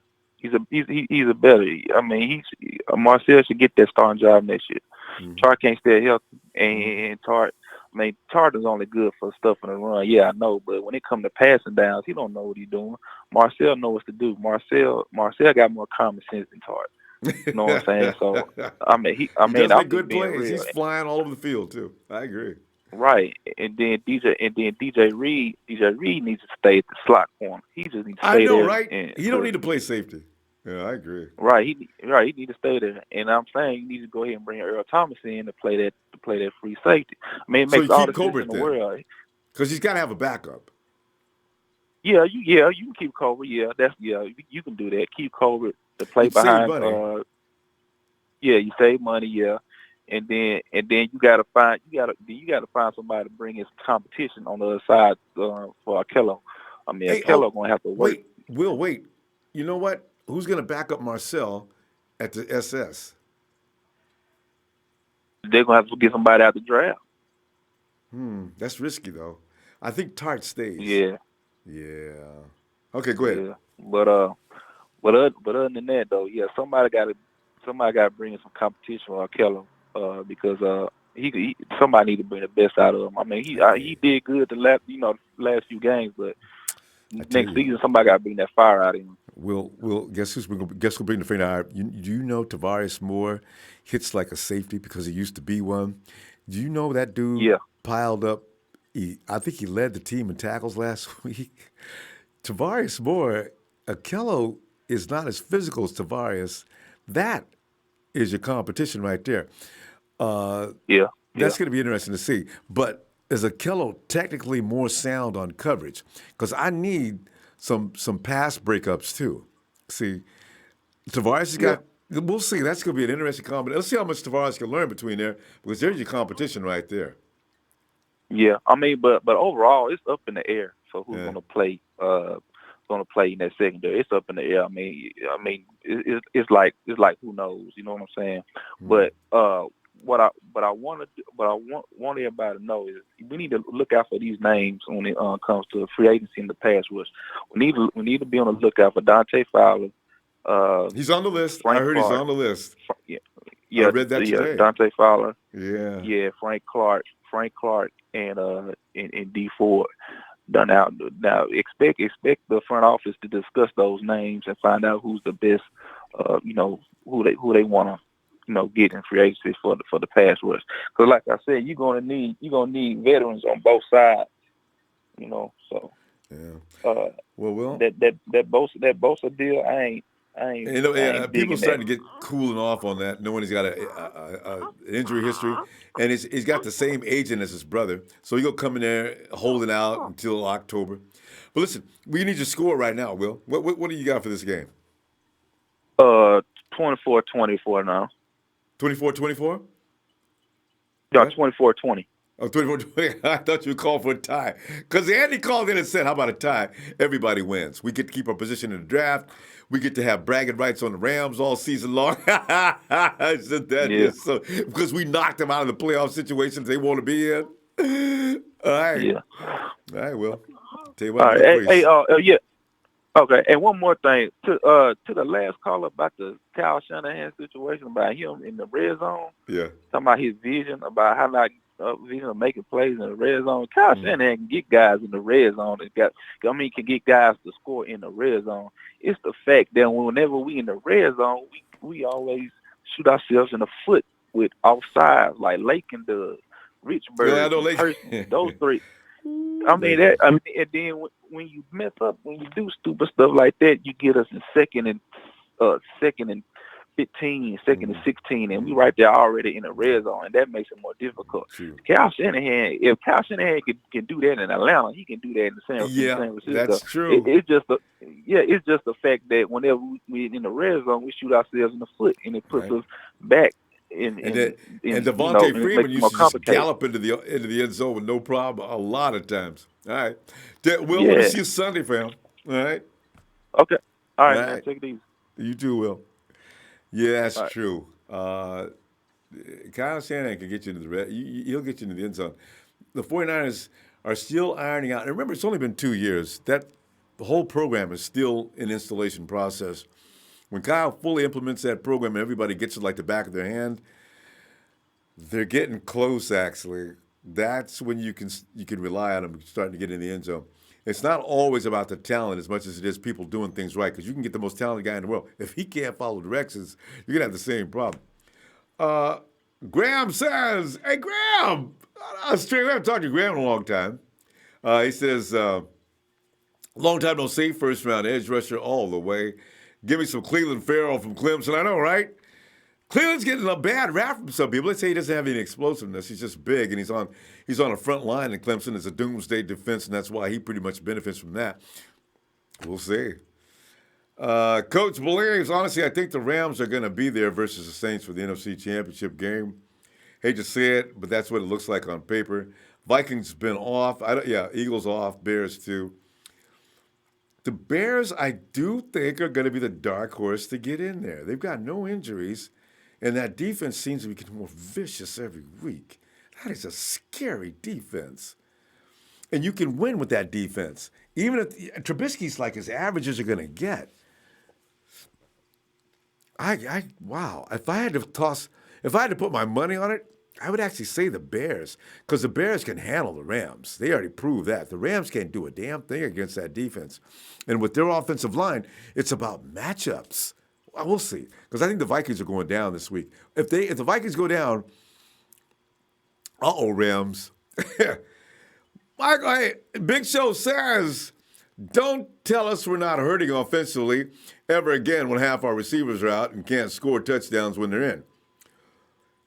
But see, Big Show, that's not accurate. We do score touchdowns when they're in. See? This is why you've got one side of the coin right, and you got the other side wrong. Because you're saying no matter what, the 49ers can't score in the red zone. See, that's not accurate. So that's why I don't go along with that. And as I say, Big Show, this is the second year of the system. It takes a little while. People don't instantly learn Kyle Shanahan's system and apply it. It doesn't work like that. Stockholm Jock says we need more weapons for the red zone. Everybody thinks that. You guys are going to see what I mean next year. You can get anybody you want that's not named Julio. Anybody that knows Kyle's system will come in and do it right. You can get, who's the best offensive guy you know? Bring him in. If he don't know what he's doing or get the timing, the system down right, you're going to be pissed off with him too. And you're going to say, we still got a red zone problem. That's the way it works. That's the way football works. Grab more weapons, but I do believe in Jerry McKinnon. And Jux 373, Jerry better show up to play next year, because now Mullins has a taste of the game and knows he is capable, so he's coming in for the quarterback spot. Niners 28, Rams 21. Yeah, people are saying that Nick Mullins is going to take Jimmy G's job. But don't bet on it. Don't put any money on that. You know, Nick is good, and I love him as a backup, but Jimmy G can be spectacular, especially with Kyle Shanahan. You see what happens with Nick? Watch what happens with Jimmy G. As I keep saying, you guys got to remember, Jimmy was learning the program, and he's sort of taking his time about doing it. 209 Modesto, California. Hello. Hello. Yeah. Hey, what is your name? My name is JT. Did you say JC? Yeah, JT. Oh, JT. Hey, JT. What's up, man? Hey, how you doing, Ronbo? I be watching your sports religiously, man. Thanks, JT. Thanks.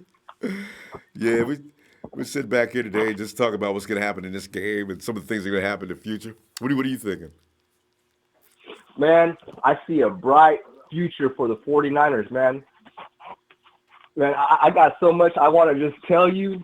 It's not, man, I'll just take it back from the beginning. All right. I got butterflies in my stomach just because I'm getting ready to tell you this. All right, man. I love it. This has got to be good. All right. I'm going to take it back to the year Garoppolo came out of the draft. So I wanted the 49ers to pick up Garoppolo. JT, and JT, you know what you might have to do? Reduce the volume on whatever you're playing. You're getting a feedback. It's going to make you hard to understand what you're. Can you do that? Yeah, I'll turn off my TV. Ah, there you go. All right. Okay. Go ahead. All right. So now go back. You go back to when Garoppolo's first drafted. All right. Go ahead. Yeah, he got drafted by New England, and I was so pissed because I was watching him come. I was watching him, you know, in during the time when he was as he was getting evaluated by other teams, and right. in an NFL, coming out of the draft. Mm-hmm. Well, not coming out of the draft, but just coming out of the college, mm-hmm. the scouting combine, when they're checking them out. Right. And so when the draft came around, I wanted the Niners to pick him up, and they didn't. They, I think that at the time they had Colin Kaepernick. Right. The 4 year, yeah. And at that time, it was Cap. Yeah, it was Cap, and I was pretty hot, man. Like, man, Garoppolo, he's a real good quarterback. Oh. And I kind of thought to myself after the Patriots picked him up, I go, well, maybe the Patriots might trade him. We might just get lucky. We could probably pick him up that way. Did you believe that at that time? Because look what happened. Finally, he did get look traded what for happened. Yeah, and so I went to work one morning. I work at the 5-minute car wash at the time, and mm-hmm. I'm a big 49ers fan, and everybody knows that they're at the job. And some of the guys there at the job was like, right. hey, one of the guys there was like, hey, JT, you know what happened? And I didn't even know about it. I don't even think I had cable at the time. I didn't have it. I didn't have anything to look up any 49er information. Mm-hmm. And so when I went to work, the dude, I was even telling guys at work, like, man, I would love to have a Garoppolo on the team if we could just somehow get him. And so one day when I went to work, one of the guys was at work like, hey, man, guess what? We got Garoppolo. And I was like, no, man, come on. Quit pulling my leg, quit playing, right? Yeah. And so, he kind of showed me some proof on his phone, and it just blew me the hell away, because it just kind of put a tear in my eye because, it just all came together, and it just came true. Damn. And then he comes in and does what he does. 5 games. It's like a hurricane out there. Nobody can do a thing with him. And just off a few reverse plays. Unreal. No. Yeah, it was unreal to me. Yeah. And I was like, oh, my God. Like, this guy's going to be the next Joe Montana. If not, at least a Steve Young. This guy is good. This guy is the man. This guy is going to be the next Tom Brady in today's era. And you know what? I'll tell you something else, JT. They say that he's probably benefiting from being on the sideline because Jimmy was a little slow coming into the season. As I say, people think he regressed. He didn't regress. What he did was he tried to focus on learning the playbook. Now, he may be picking up things a little faster on the sideline because you can see things a little differently, what this person did, what this person did, what this person did. It's all being clearly seen. He could benefit huge. Jimmy G could look a lot like he did last year coming into this season. We'll see because he got a lot of time to work on it. So we'll see. Yeah, Garoppolo, he's going to be the man come next season and beyond. And boy, he can't wait. You can tell he feels like he lost time. And he's seeing mistakes that are being made out there right now by Nick. And he's thinking to himself, oh, geez, I wish I could have warned him about that. Hey, Ronbo, let me ask you something. I work at my new job, and one of these guys, he's a Seahawks fan. And, he's a pretty cool dude. And, he kind of tells me, he gives the 49ers props. And, I like that. I respect that. Yeah, a lot of people do. Before, I had a lot of hatred for the Seattle Seahawks, but now that hatred kind of shifted towards the Kansas City Chiefs to what they did to my quarterback, and I'm pissed. You know what though? Jimmy did that to himself. He should have just ran out of bounds. He tried to make an all-star play, and ended up hurting his knee. Yeah. I guess he did a little too much, but you know what? The thing that really got me the most about that game in particular was all the hype that they would put on Patrick Mahomes during that offseason. I know that still pisses me off, dude. If our defense would have been ready, notice how good we played in the second half. They would have beat the hell out of the Chiefs. We know what? That's okay because that's going to be fixed by next year. I think the defense is going to be rolling next year. JT, no, we got to stop now. Let me get your score though on this game. You know what? To be honest with you, I would love to see a tie. I heard that one guy said, it would be a tie. I would love that just to put a sock on it to the Rams, to the LA Hams. The way James says. I like James. I listen to James and I listen to Repent. I like them guys. Those guys, they got good knowledge. They know their football. They do. Yes. Well, here's my score. I'm not gonna say a tie. I'll say maybe 17-14, the Rams. I kind of want the Niners, to stay at the position they are. Stay with that draft pick. Yeah. And hopefully, if that does happen, hopefully the Cardinals and the Raiders can both win. I think we don't have to worry about the Raiders anymore. We're already ahead of them. But the Cardinals could win one, and that would put us on top. Then we could completely control the draft, and we'll appreciate that more come draft night. But right now, to bother the Rams is still, I'm torn because I'm so sick of Rams fans. JT, all of a sudden, we didn't hear from Rams fans for how many years? Here they come. Hey, 49ers, man, you guys suck ass, blah, blah, blah, blah, blah, blah. See, they haven't been able to say that since Barack Obama was in office, right? This is why, boy, I'm telling you. All of a sudden now, huh? Yeah, see, like Raider fans. Anyway, JT, I'll see you Sunday, okay? All right, Ronbo. I'll give you a call next Sunday, man. I guess now I know how to do this. I'll give you a call next time. Hey, all right. Looking forward to it. Great to meet you too, fam. All right, Ronbo. You take care. You too. All right. Here's my every week I go through this. Okay, you got T-Money some more score here. T-Money Sacktown's got 23-21 Niners. And Mad Mardigan, 16-80. Just hey, Niner fam. How's everyone doing tonight? Mad Mardigan. Doing all right, fam. Thanks. Mark Cato says, I just want to say we really do enjoy Ronbo down here in L.A. Hey! He says, thanks. Good luck next year. A Rams fan all the way. Mark, that's special, man. You know what? I'm going to stop making generalizations. Every Rams fan does not, just like I noticed last week against Bears fans, there's a lot of fans and opposing teams got a lot of class. Thanks, fam. Or should I say thanks? Thanks, Mark. James Ross says, I think that the Niners might beat the Rams by 3 because we got Gould. It will be a 16-13. And, one thing about Gould is always 50 yards out. If the game's on the line, you start thinking about that win right away. And James Ross says, I think that the Niners might – we just did that one. And Matt Barnigan's a 68. I would say 30-21 Rams. Michael Gills – Niners 23, Rams 20. Jordan Kelly, what's up? And let us go to the icon, Mr. San Francisco, the showstopper. I think I got them all. Did I get HBK? Did I get it?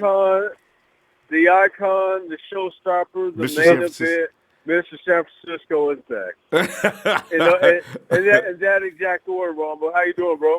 All right. HBK. Yeah.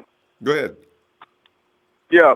Anyway, by the way, I just wanted to say, happy belated Merry Christmas to you and Happy New Year as well. Yeah. And thanks. At the same time, it's like a lot. I mean, it's like nothing stings more than a loss. I know. I mean, a tie.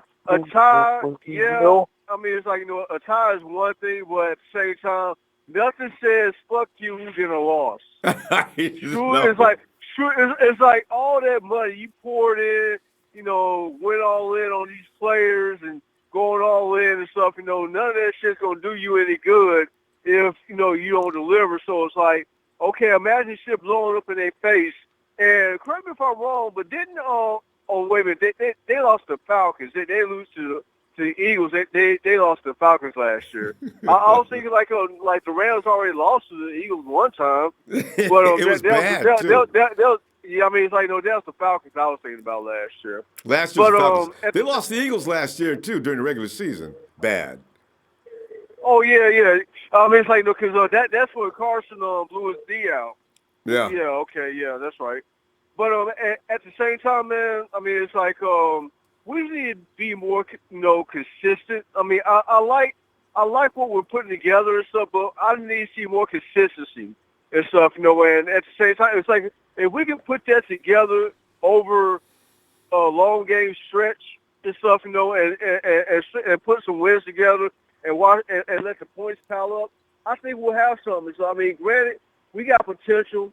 At the same time, I'm real optimistic and I'm very confident that we're gonna do good next year. But at the same time, it's like I'm also kind of taking the page and learning a lesson from last year because we were super hyped and rightfully we should be. Yeah. But at the same time, it's like reality smacked us in the face in week one when my dad's team took it to us, and that's when, we kind of came back down to earth a little bit and realized, like, okay, this is not going to be like, easy as we thought it would be. And at the same time and stuff, we got to understand. I mean, it's like, it's like certain players I like, but I just want to see more consistency. That's all I'm saying. I mean, it's like, but you know what? I just want to interject a little bit there. Remember, on Monday, or what it was, Saturday, Sunday, Monday, somewhere in there, we lost half of Kyle Shanahan's plan when Jerick McKinnon went up, did some strange move, and came down on that knee wrong, and they had to rearrange everything for the rest of the week. I truly believe if McKinnon doesn't get hurt and Shanahan gets to initiate all the things he wanted to do against the Vikings, I think we beat the Vikings that game. The 49ers had to make an adjustment too quickly, suddenly, because McKinnon was going to carry a heavy load in that offense, and we didn't even know that Matt Breida was going to be an absolute beast. So I figure the combination of Breida and McKinnon would have overwhelmed the Vikings. Now, about the defense, that's another story. It would have been probably somewhat of a shootout, but the Vikings did not look that good that game. They beat us because we weren't at full strength. I still think that. So that can ruin your whole season, and they would have built upon that first win against the Vikings, and no telling what would have happened. But that, that's only conjecture because the fact is it can't be proven. So just out of curiosity, Ronbo, it's like, what free agent quarterbacks are on the market? I mean, I'm talking like DBs, like, it's like we all know the hot commodity is Earl Thomas. But outside of Earl Thomas, what other hot commodity DB is basically out there on the open market that we can somehow snatch? Because, I mean, I like Okello, but Okello kind of took a step back this year. But I think he's going to redeem himself this year for the year coming up. And it's like I just want to hear your opinion on that. No, I actually do like Okello now, and I saw some things in him before he got hurt. Okello's starting to get it. He looked entirely different. He wasn't as physical as I want him to be yet, but he was keeping his man. Did you see Okello going downfield? He kept his man toward the sideline. That was step one because Okello was getting lost and receivers were running all up in the middle of the field and everything else. He was keeping them pressed up against the seam. He was also keeping shoulder to shoulder. He turned his head around. He kept contact with the receiver. He knew where he was. He turned around. That's step one. He's already got the athleticism. He's got the speed. He's got the length. All he had to do was correct his technique. He started doing that. Tavares Moore. Of the same mold. But the thing you get with Tavares Moore, he is extremely physical. Some of those hits that Tavares Moore missed, it's like the booth announcer says, if that guy ever puts his head up and wraps up, he's going to be good. Tavares Moore is a stinger. I didn't know by looking at him. He's like, but he used to play safety. That's why he hits. If they can convert him to a wide receiver, we got something going there. Now, let's see what they look like. Okello knows what his work is cut out for him now. Tavares is coming. That's going to be a tough competition in Cab next year. But Okello has a slight edge because he's been in the system a little longer and he's corrected some of his technique.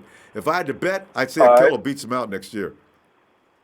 Okay, and I'll go ahead and say this, and I'll go ahead, give my prediction on the score. Okay. As far as like pass rush, I'm kind of a fan of that Oliver kid. I mean, having Bolson would be a bad idea, but it's like, it's like I've been looking at the Oliver.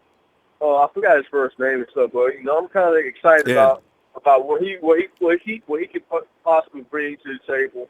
And at the same time, who do you think is going to be Rupert Foster's replacement? I mean, if you had to pick a linebacker right now that we have on the roster right now, who do you think might be the on the roster right now? Elijah Lee. Yeah. He and Fred work really well together because of his athleticism. You got very athletic and intelligent guys playing at the linebacker position. But you know what? I understand the guy at LSU was pretty good. We'll see. So. Oh yeah, and at the same time, I think it's like another dude at Mississippi State. I don't know his name, but he plays defense. I think he's like a Russian or not. So, maybe we'll probably talk about that Sunday. Yeah, we got to do that because we got to go now. I'll say my final score will be 23-20 49ers over the Rams, 23-20. Yeah. All right. There he is. And all right. All right, Ronbo. See you Sunday if you get some time. Clip. Hey, HBK and the Clip, we out, bro. All right, and man. how was your Sunday? All right, looking forward to. All right, HBK. All right, bro. All right. And let's go down toward, a gorgeous part of California, San Bernardino, 909. Hello, San Bernardino. Yo, what's up? Hey, man. What is your name? My name's Dan. Dan? Dempsey. Oh, Dempsey. Am I right? Dempsey? Yes, sir. Hey. Yeah, Dempsey, man, like the boxer. All right. Dempsey, as in Jack Dempsey. Dempsey, man, doing all right, man. Just sit back here and wonder what's going to happen. Can we beat the Rams so we can talk major stupid? It don't mean nothing to us. In fact, if anything, it hurts us because draft position. Yeah. But just to make the Rams fans shut the hell up. Dempsey, that means a lot to a lot of us. They've been talking and running smack all year, last year and this year. And this year they come in here. The only reason y'all beat us last year is because we was playing all the backups. Rams fans. Only thing we had was backups coming into that game. So it was backups against backups. Damn. Man, I done seen so many people transform, man, and turn Rams fans. From 49er fans, man. They wasn't real faithful. So, I'm down here in SoCal. So, man, it's ugly. I know. It's ugly. Let them go. If we do get the win, man, hopefully we can land, somewhere around the 7th pick. And that way even if they win, I think they'll still be top 5. I think. Okay. But I was checking that linebacker out, man, because we need somebody to really fill Patrick Willis' void, man. I know. I miss that dude, P. Willis, man. I miss that dude. But, yeah. They said Devin White out of LSU, man, he's supposed to be a beast. That's the dude, Devin White. I've heard so much about him, man. He must be the real deal. Everybody's talking about him, so yeah. And then that Ridley, y'all talking about, I heard one of the other callers mention Ridley out of Georgia. Yeah, Riley Ridley, yeah. Yeah, that's Calvin's brother, right? All right. And that's what I'm just now finding out today. Yeah. I mean, the receiver wouldn't hurt either, but I think we can get that. We could address that in later rounds, man. But that edge rushing, man. If Solomon Thomas could step up and do what he was supposed to do, man, I wouldn't mind taking a Ed Oliver, or even a Quentin Williams. But I'm kind of skeptical on Josh Allen, man. All 3 of our first-round draft picks on the line took it up a notch. Now Solomon Thomas and Eric Armstead aren't getting any credit, but they both picked it up a notch. And DeForest Buckner, he just went on into the stratosphere. So if that's going to be continued progression, I don't know if the 49ers need anything more than an edge. Because I kind of like Cassius Marsh. Do you know Cassius Marsh, what he does do well? He feeds. If the first rounders create just a crease, he was all over. He was in like a lightning shot against Trubisky last week, and that was pretty, boy. Because they double-teamed Solomon T, and, of course, the Buckner's got 15 dudes over there trying to stop him, and Cash is swept in there. Wham! Let's see that? Now, that's the way it's supposed to work. You let your first stringers go in there and kill and cause all that problem, and you take advantage of it. See, that by design is what's supposed to happen. So, Yeah, man. But hey, look, I'm loving Richard Sherman, man. Oh, he brings wow. some tough, that veteran presence we need, man. I'm Damn. loving Richard Sherman. I've been standing for years, man. I hated this guy. Everybody did. Man, I love him. Right? I'm loving him. I didn't know he's such a Especially after cool that dude. Yeah, You know? man. Yeah, and he from Compton. That's my hometown. So. Oh, yeah, there you go. Yeah, he's LA. He's an LA dude. Yeah. And Kobe Bryant loves him. That's funny. Hey, look. Hey, he do, man. I think it's that mentality, though, man. They respect each other. You know, the Mamba mentality, what they call it. Yep.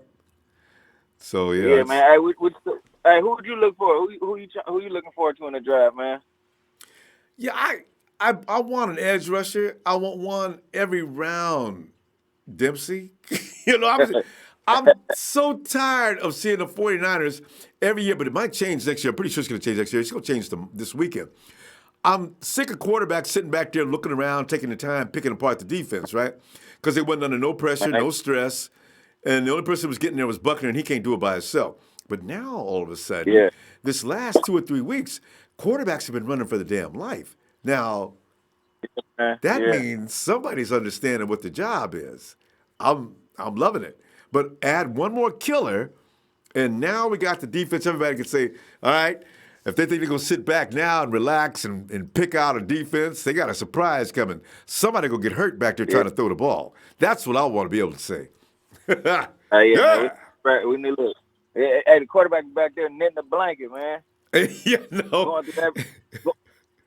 Going through every single read. Right. Man, we need some pressure. Yes. Light a fire up under him. That should not be possible. Right? I want to see, man. I think we need a real, true number one receiver, bro. Man, it's crazy. It's hard to draft those. You're not going to get that unless you draft it. Nobody's going to let a number one receiver from their team walk. Yeah. So you got to draft it. Man. Are you good enough to draft? Remember Trent Baalke a few years ago brought in A.J. Jenkins? We've been looking for a first-round pick ever since. So hey, man, it seems like we get all the receivers we get, man, they be washed up. Like, well, Anquan, he was pretty good for us, but man. We didn't pick him. He came from Baltimore. Yeah. I'm talking about we signed after we get them, after they washed up, like Garçon, man, Baldwin. Man, we need to breed somebody like T.O., man. Everybody talk bad about T.O., but, man, he was a beast, bro. Love me some T.O. I still like him. People say, man, T.O. ain't, but I love T.O., man. It kills me. Hey, Dempsey, man, let me get your score, though, Dempsey, because we got to go. Well, what are you looking for in this game? Man, I want to put some points up, man. I want to see my boy Kittle do some damage to their defense. I'm gonna go. You and me both. 23-20. I give it to them so we can keep that number 2 pick and hopefully get number 1, bro. There you go. And at least George get that record. Yeah, we good to go. I hear you. All right. Yeah, man. Yeah. Because it don't mean nothing. Beast, right? Yeah. Yeah. All right, fam. Dempsey, looking forward to hearing from you again, man. Big fan, bro. Thank you, fam. Yeah, I'm gonna call back. I'm a big fan, bro. Thanks, fam. I'll see you later. Appreciate it.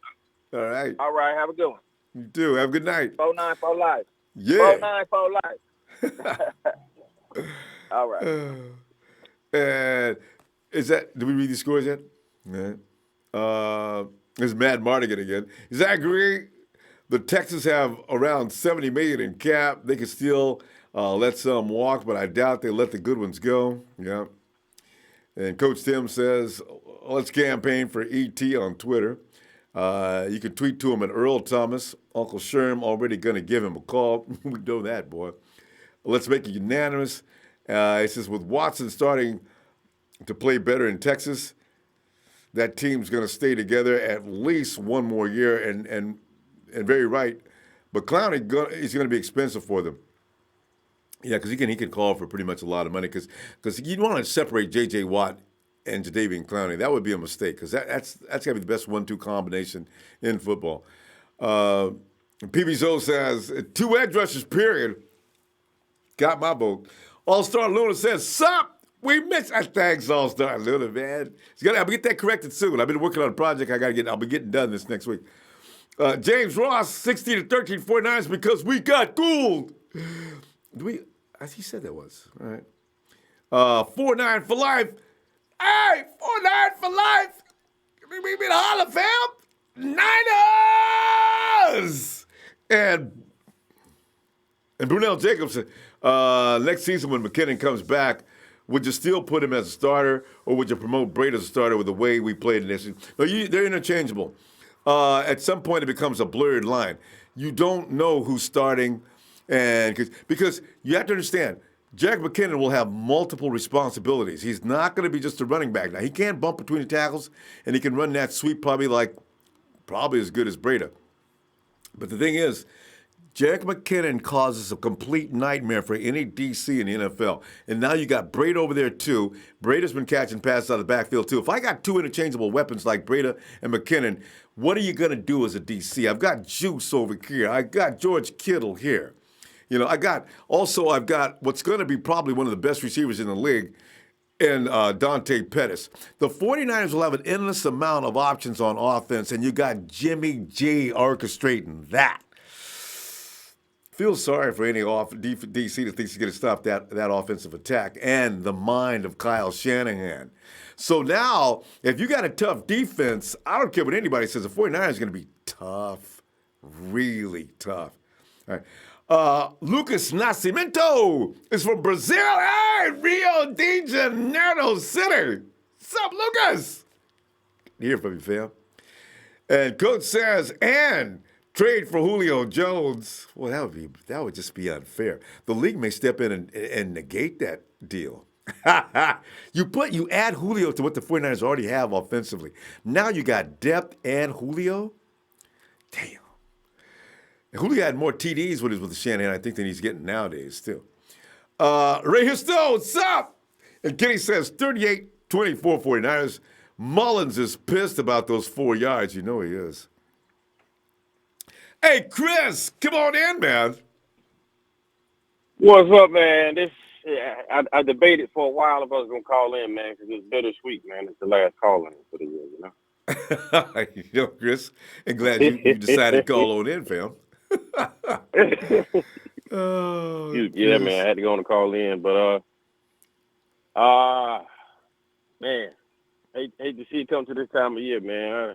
I know, right? I got used to it a couple of years with those Harbaugh years, man, that we were playing well into February or January at least, Yeah, we was always in the playoffs. We take it for granted. It's gonna be a way of life. It's gonna be exciting too, boy. We was rolling. Yeah. He'll be back. I got a feeling this is it. This next year is it. Yeah. I think you're gonna see this front office pull some triggers we probably wouldn't have if stuff would have went the way that they wanted to this year, but some people revealed themselves to, not be what we thought they were, and some people came to the surface at the end. So Marcel Harris, and DJ playing what he had in the slot. Like I think it sure will be some competition next year. Ooh, in that secondary. And did you see? DJ didn't allow. I believe he had a stat when he came in, even with K1. K1 had to leave, I think, in the third quarter, something like that. DJ came in and I think he had 2 passes allowed. I said, boy, that's cool. K1 and DJ, that's that little quiet fight that's going on over in the corner that everybody ain't paying any attention to. We'll see what happens, though. Go ahead. No. Yeah. So, I said it with Garoppolo. I heard today he was, spotted on the field working out, whatever, right? But yep. Yeah. And I heard he's been in the meeting rooms and everything like that. But I said, and I think we said it maybe 2 callers back or whatever, but this probably was the biggest blessing in disguise, him getting hurt and being able to absorb that book from the sideline and, the meeting rooms and everything else. Right. Because now he doesn't have to go out there struggling like he was doing. Like, I think the light was starting to come on for him. Yeah. Especially in that game 3 when he got hurt, because he scored a lot of points. Yeah. Yeah. So, but I just don't get why they think that we're about to trade Nick Mullins like that. No. For one, we don't have to. And you better not. You need a solid backup. Look at Philly. Exactly. Wentz goes down, exactly. and they don't miss a beat because Money Man Foles comes in and takes over. Nick could be that same player for us if need be. We need him. It's not expendable. How much do we pay for CJ? I know we drafted CJ, so he's got a little bit higher contract, but Nick was undrafted, man. Like, you pretty much You got him for free. Nick is on a rookie contract, which is why they put him in a Nick, and they put him in a rookie category for that reason. Nick is getting paid lunch money, all right? And exactly. And I hope the 49ers expand. Come on, Niners, give him a little bit more money because Nick is valuable, extremely valuable. If Nick says, I'd like to have my release, Nick, you can't. Nick, sit down, relax, calm. Somebody pour him a drink. Nick, stop it. You're not leaving, Nick. You're not. And what do you want? That's what I'll be doing. Yeah. But yeah, I don't get why all the stuff's coming up that we need to trade him or whatever. Well, they want a high draft pick. Hope he stays. Because Chris, you probably could get a good. You probably might be able to get a 4th round pick for Nick Mullins. There may be a few teams that might give you at least a 3rd or 4th round pick. Nick Mullins, they could. He has that kind of intensity that you can work with. Any OC in the league would love to work with Nick Mullins because he's determined, he's tough. I mean, they was dropping Nick on his butt. Nick got right up. Y'all got to do better than that, man. If you go stop me, boy. Yeah. Nick he just keeps coming. He is right. I like him. Yeah, he looks like he's got a little bit of CJ's grit in him, Yeah, but better skills, better, more confidence, and quicker release. He's good. I like him. You just got to learn some things. I remember. I forget which game it was, but somebody had snapped a picture of him during warm-ups. And everybody was having to take a double take, like, is that Jimmy on the field in warm-ups, whatever? Because he even had a haircut or something like him one day, standing there looking. Nick is. Well, yeah, man, it's definitely been wasn't the ride that we expected for the year, but it's been exciting, though. This, man, it's been exciting.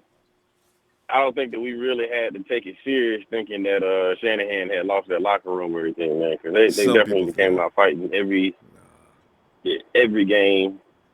And I never seen we that. We still had a bunch. Some people's imagination, I don't know. People start to assume things. I don't know why people thought they was losing the locker room. We lost the games because we made mistakes, but it wasn't due to the fact they weren't trying. They just screwed up, and there's some things they got to learn. Most of those mistakes were self-inflicted. Yeah, most of those mistakes were self-inflicted. And I hope that Buckner does get to go to the Pro Bowl or some type of way. I don't care if it is alternative or whatnot, because Buck doesn't have the respect, and a lot of our players don't have the respect with the refs that some of these other teams do, because I saw during that game last week where they were getting away with some holding, some holds and whatnot on defense. Matter of fact, that's been going on for a good amount of the year on the D-line side. Chris, I mean, I'm seeing players that are like, I'm seeing this. People trying to get away, and you can see the man's grip on the dude. Numbers twisted. Exactly. Ref. I mean, what? What is no flag, no whistle, nothing? God. So, yeah. And I think that was the tipping point right there. That's why Shanahan went off and said what he said. No. I mean, come on, man. The man took the man's shoe off, threw it on the other side of the field, and y'all still didn't see that. We didn't even get an apology the next day that, that should have been a penalty or something, right. And the ref seeing it, call timeout. So, ref timeout. Officials timeout. Give the man his shoe. There's a danger of that shoe out in the field. Somebody could trip, take an ankle out or something like that. No, flag on 49. Oh, no. Shanahan was nice. A lot of people would have got pulled. I mean, I could just see having to be restrained, God. Wow. That would have been funny. Damn. But Chris, go ahead. We need to get a score from you because we're out of time. I didn't realize the clock was running out. But who you like to win in this game? I'm going 17-10. I think it's going to be a surprisingly defensive game to start until maybe about 2 minutes to go to the second half.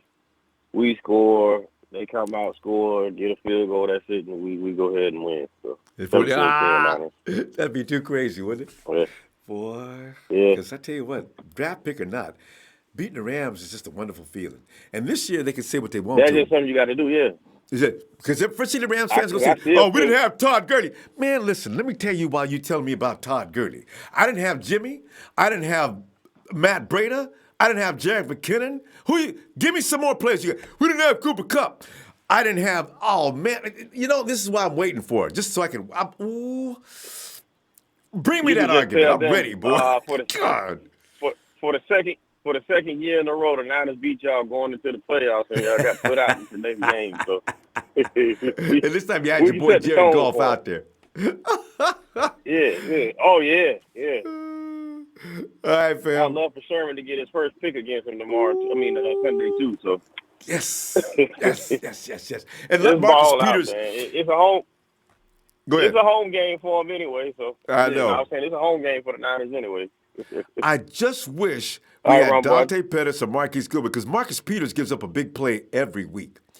Every week, Marcus Peters gets smoked at least once. Hey, I'm looking for the McCaffrey brother to do something, man. But he might not play. It's gonna be Dunbar. Yeah.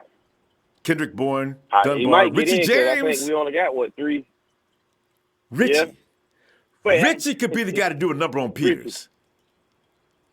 He could. We'll see. The one thing that bugged me with Richie, and I hope they get fixed in the offseason, take a look at him when he's running with the ball. You're supposed to put the ball on the opposite side of the defense. I know he doesn't switch. Richie, he does not switch for nothing, man. And I'm just praying that it don't cost us some big game or something one day. But man, we'll see. All right, he's got the. All right, fam. See you this weekend. I'll be back Sunday. You too. Yes, sir. All right. And Debbie says 21-24. Niners will surprise people with our current motley crew. That's a good name for a motley crew, boy. Ray Histo, 21-17 Niners. Elias Lopez, 21 Niners, 23 Rams. And Elias wants to stay at that second pick. Alan Green says 23-21 Niners. Evan Brown, sup? Blaze Pyrex, sup, fam? Yosef L. Baby, 24-20 Niners. Let's get it in this season with a win. Have faith in the squad. Agree with that. Music Street, McKeel Harry is top wide receiver. Music Street says McKeel Harry is top wide receiver. You should check out. Plays for Arizona State. Y'all fast and attacks the ball in the air and finds end zone like a Hall of Famer. The Green Bay Packers have the kid that I thought, what's his name with the? I wanted that kid. He's as good as I thought he was going to be. Oh, what is his name with the funny name? He starts with an E. Anyway, you know what I'm talking about. He came out just like I thought he would. He's good. So anyway, guys who attack the ball and with reckless abandon and sacrifice their body, they don't care. Those are the guys who are equanimous, right? Equanimous something. Anyway, what's we got here? Oh, would it be a night we're playing the Rams without Rudy's interjections? Yes, Rudy. Ronbo. Yeah. Long time no hear. Well, yeah, I've been right here. Well, here we are, Ronbo. Yeah. Here we are. We were going back and forth, and I'm sorry your guys couldn't make it to the finish line. The Niner gingerbread man kept getting hurt. And it looks like you guys got a starting quarterback, though. I like Mullins. Jimmy G's going to be a pretty good backup for him.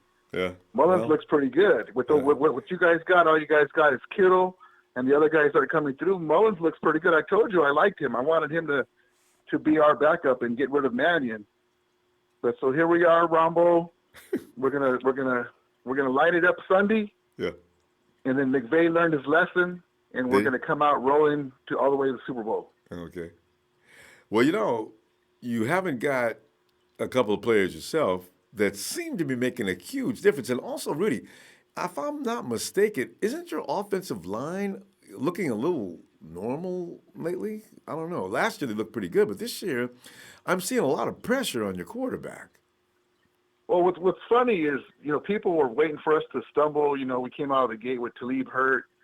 They're playing Peters out of position, playing a man-to-man. He's a zone corner, and he's starting to come on with Talib back. Defense is playing better. The offensive line played the Bears and the Eagles, and they have a pretty good defensive line. So, True. you know, they struggled a little bit, but, you know, we can struggle and still go 12-3. Yeah, That's Rudy, the thing that's hilarious. Rudy, You know, we here's the struggle and thing. still 12-3. But you guys, your team is the Kansas City Chiefs of the NFC. Your defense has become suspect. You No, the realize Chiefs lot. a lot of teams are averaging a lot of points against the Rams. Have you noticed that? Well, yeah, because we didn't have Talib for a long time, and our besides our linebackers, Talib's been back the last couple of weeks, or last 3 weeks. Cornerbacks. How long's Talib been back? The last. I thought you guys don't have any injury problems. This is going to be his third game, I think. Yeah, but you were making fun of the 49ers. Yeah, but you just made a joke about the 49ers injury problems. You're using injuries as a reason for losing. I mean, letting up all those points. I don't understand. Well, we still win though. We're 12-3. You know, the defense wasn't what we thought it was going to be. Yeah, you know, that's true. Aaron Donald was doing his thing. Yeah. You know, and how about Todd that high Gurley price? turns out has been playing hurt since game one. How about Ndamukong Suh? Ndamukong Suh, you know what? He's not doing the best. He's doing a pretty good, decent job. You know, that just shows that we're not going to have to re-sign him. You know, we can fill somebody else in. but you know what? We got him for the Super Bowl run. You know, he's going to make a play here and there in the big games. That's a lot of money for a guy that's going to be making a play here and there.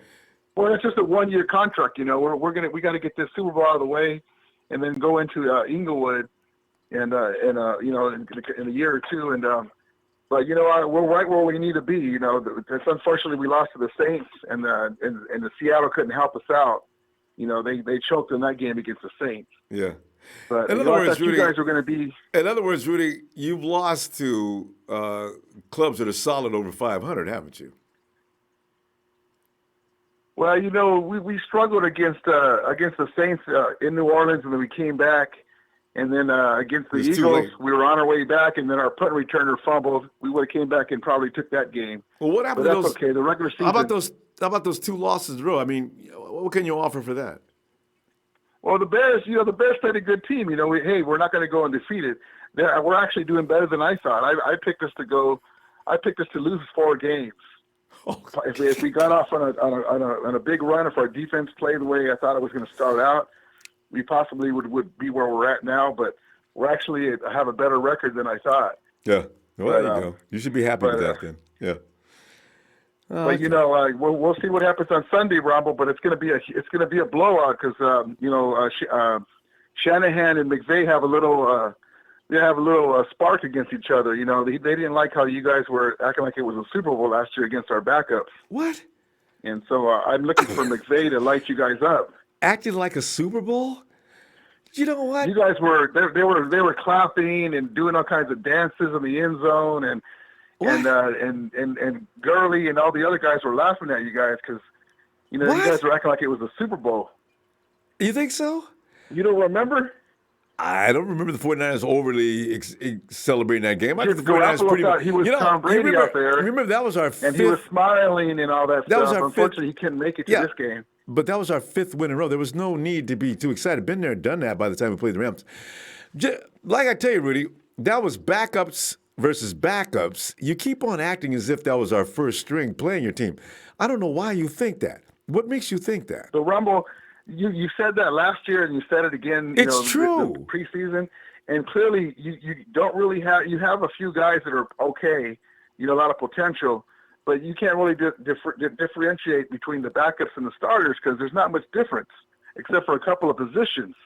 Which ones? You guys can Which fill in ones? Guys. Name the positions you think that are there's no different. Well, like your starting cornerbacks are not very good. Before you say the quarterback, your starting quarterbacks and your backup quarterbacks are about the same. Yeah, well, that's from a man who has up. That's from a guy who has poor judgment, has no ability to evaluate talent. Okay, you give me your next position. Well, I told you guys where you guys are going to be, and again, I'm right. Well, no, I told you about Garoppolo, give me a couple and more again, positions. I'm right. Give me a couple more positions that you think that there's no difference between the first string and the second string. Well, your wide receivers, I told you they were garbage, and they are. Okay. That's why Kittle has all those yards, because he's the only player out there that can really make plays and catches. George Kittle's a starter. Yeah, I told you Kittle's good, but your wide receiver course is garbage. I don't know. I told Dante you they were Pettis in is the probably beginning of the just as year. good as anybody you got. Oh no, he wouldn't even start for us. He'd be in our practice squad.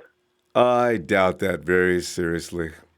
Okay, you don't have anything better than Your Marquise Goodwin defensive when line he's is healthy. not very good. Your defensive line's not very good. Your offensive line's not very good. Your defensive line has one the best player. players on your team, I'm going to name them. Hey, I'm going to name your best players. Your best players is Kittle. Yeah. Your kicker. Mullins is pretty good. I like him. He's a good Yeah, but that's personal bias on your part. Pettis He is not good on potential. He is not Jimmy Garoppolo. But go ahead. Give me more. But Jimmy Garoppolo, you have to remember, he didn't play like he did last year. I told you because he was learning the playbook, and anybody who knows anything about football knows if a quarterback doesn't know the system, he's going to struggle. But you'll never know that because you're going to continue to rest on that. But when Garoppolo does know the system, you're going to look very foolish. If you remember the beginning of the season, Sherman was saying that he would pat the ball and he was giving off, I remember all that, Rudy. Everybody. Very funny. Over the season, and they found him out. All right, go to your next player because we're running out of time. Go to the next player comparison. But anyway, Ronbo, I told you I was rooting for you guys. I wanted you guys to be up there with us. And if injuries suck, sympathy now we get from Rudy. If we had Cooper Kupp, we probably would. We probably be up there with the number one. Don't use any excuses because you don't allow any on my end. So don't be using no excuses. What happened to your second streak? We felt it with Talib. Injury suck. We felt it with Talib. We felt it with Kupp. So we understand. It's not very good. If golf goes down, then we're done. That Mannion ain't gonna do nothing. Yeah. So I'm telling you, I think Shanahan is over his head. He's a good offensive coordinator. He reminds me of Norv Turner. Norv Turner was not a head coach. He's exactly like Shanahan. Shanahan knows what he's doing on offense, but he cannot lead guys. Rudy, you're fooling yourself. You give Shanahan all his weapons, and I guarantee you he's going to be a lot different than what you're seeing now. But, Rudy, you go ahead and stay in your fantasy world. We'll see you Sunday, and have a great night, and we'll talk to you later, okay? I'm going to give you my score, 38-17 Rams. I didn't ask for your score. But anyway, thanks. Well, I'm going to give it to 38-17 Rams, and the offense is going to throw 3 touchdowns. All right, Rudy. Good luck to you. Baby. Yeah, good luck. You're going to need it, Rudy. Have a good one, Rondo. Yeah. Have a good night. Happy New Year. Happy New Year, too, and you have a belated Merry Christmas. Happy New Year, Rudy. Thank you. Okay. See, this is what I love about rival fans. We have to go through this now. See. Next year, fam, I believe we will have endured this for the last time. The conversations of illogical, irrational concepts. Rudy's now going to tell me that Nick Mullins is better than Jimmy G, and he really believes that. That's what's so funny. I'm not allowed to offer that we don't have our starting people, but he says our starters are no different than our backups. So that's supposed to make sense. Anyway, hey, there he is, Mike. The Hitman Hart! Come on in, Mike! Ronbo. It's funny you showed up just as the irritated Rudy shows up. Mike, come on in, man. The only thing he said that actually was the truth was Happy New Year, belated Merry Christmas. I hate I'm actually glad he called. Because, Niners fans need to remember when they want to tank so bad and they just want us to lose so bad. You have people like this guy that calls, and on Sunday, as your Niner pride, there's no way you can sit there and hope for us to lose when you got a guy like that. But it's cool. I mean, he is who he is. I thought it was hilarious that he says his players were laughing on the sideline, but yet there are players that did a late hit on Goodwin that was pretty intense, as if they were really mad that they were losing. Yeah, so I don't think that they were all joking and laughing. Yeah, I his don't imagination, know about that. It goes wild. I mean, you remember the late hit on Goodwin last year? Made me mad as hell. Of course I remember. Yeah. So their players weren't really in a good mood. If they were laughing, they wouldn't have did that. But anyway, on to the Niners, man. Things that are important. I wanted to say, Ronbo, that I'm interested in the D4. I try to make my desire for free agency after the season's over.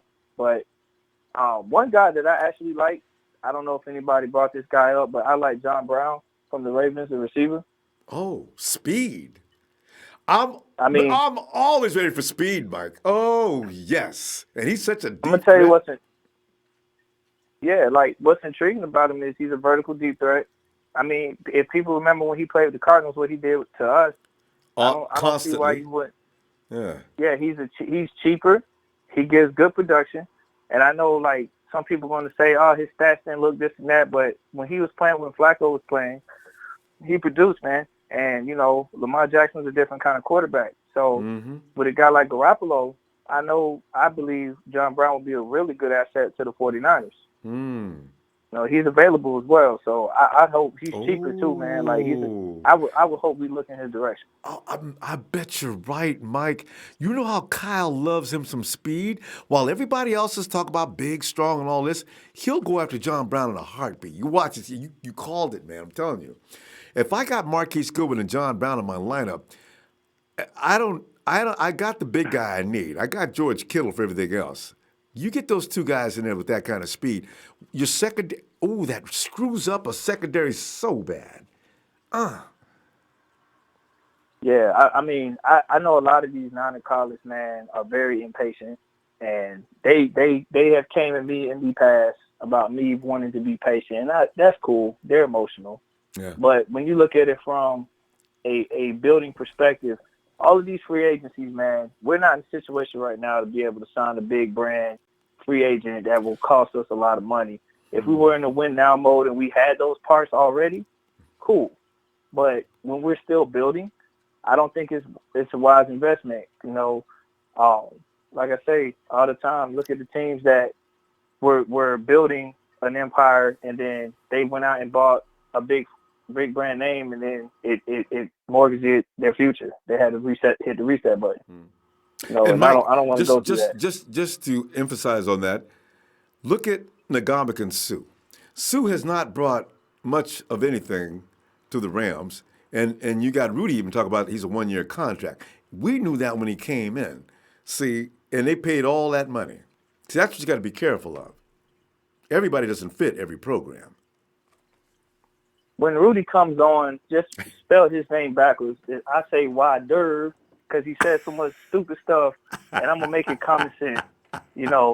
Like when he says something, you know how somebody knows something already? Like, well, Wider, that's his name backwards. Wider Rudy. I know he don't like it, but it's fine. I love it. But, yeah, all of these teams, man, Seattle, when they got Graham, they took a step back. They lost a lot of their O-line. Another great example. Yes. Yeah, look around the league. It happens all the time. Look at the Philadelphia Eagles. Michael Bennett might be available next season, I believe.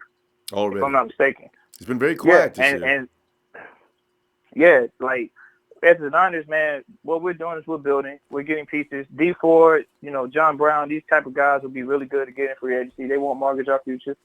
And we can still build through the draft. Most of our draft picks, I'm pleased with. And as long as we keep building up, I think we're gonna be fine, man. We'll have a good long-term sustainability instead of a 1 or 2 year window. If you want to be the Rams, like some of the callers on our show have said early in the season, because I know the names of these people who said that. Look at the Rams. Look what they're doing. If you want to be the Rams, go ahead and be them. Enjoy your 1 year, 2 year good seasons. Try to win on out and get eliminated in the playoffs. That's what the Rams are going to do. That's it. That's what they do. First round, wild card. If we ruin things and they host a wild card, you can almost bet money the Rams will be saying goodnight after the first week, because they're trying their best to stay out of that wild card situation. So it's hilarious stuff. Yeah, I'm one of the few Niner fans that honestly wants to win.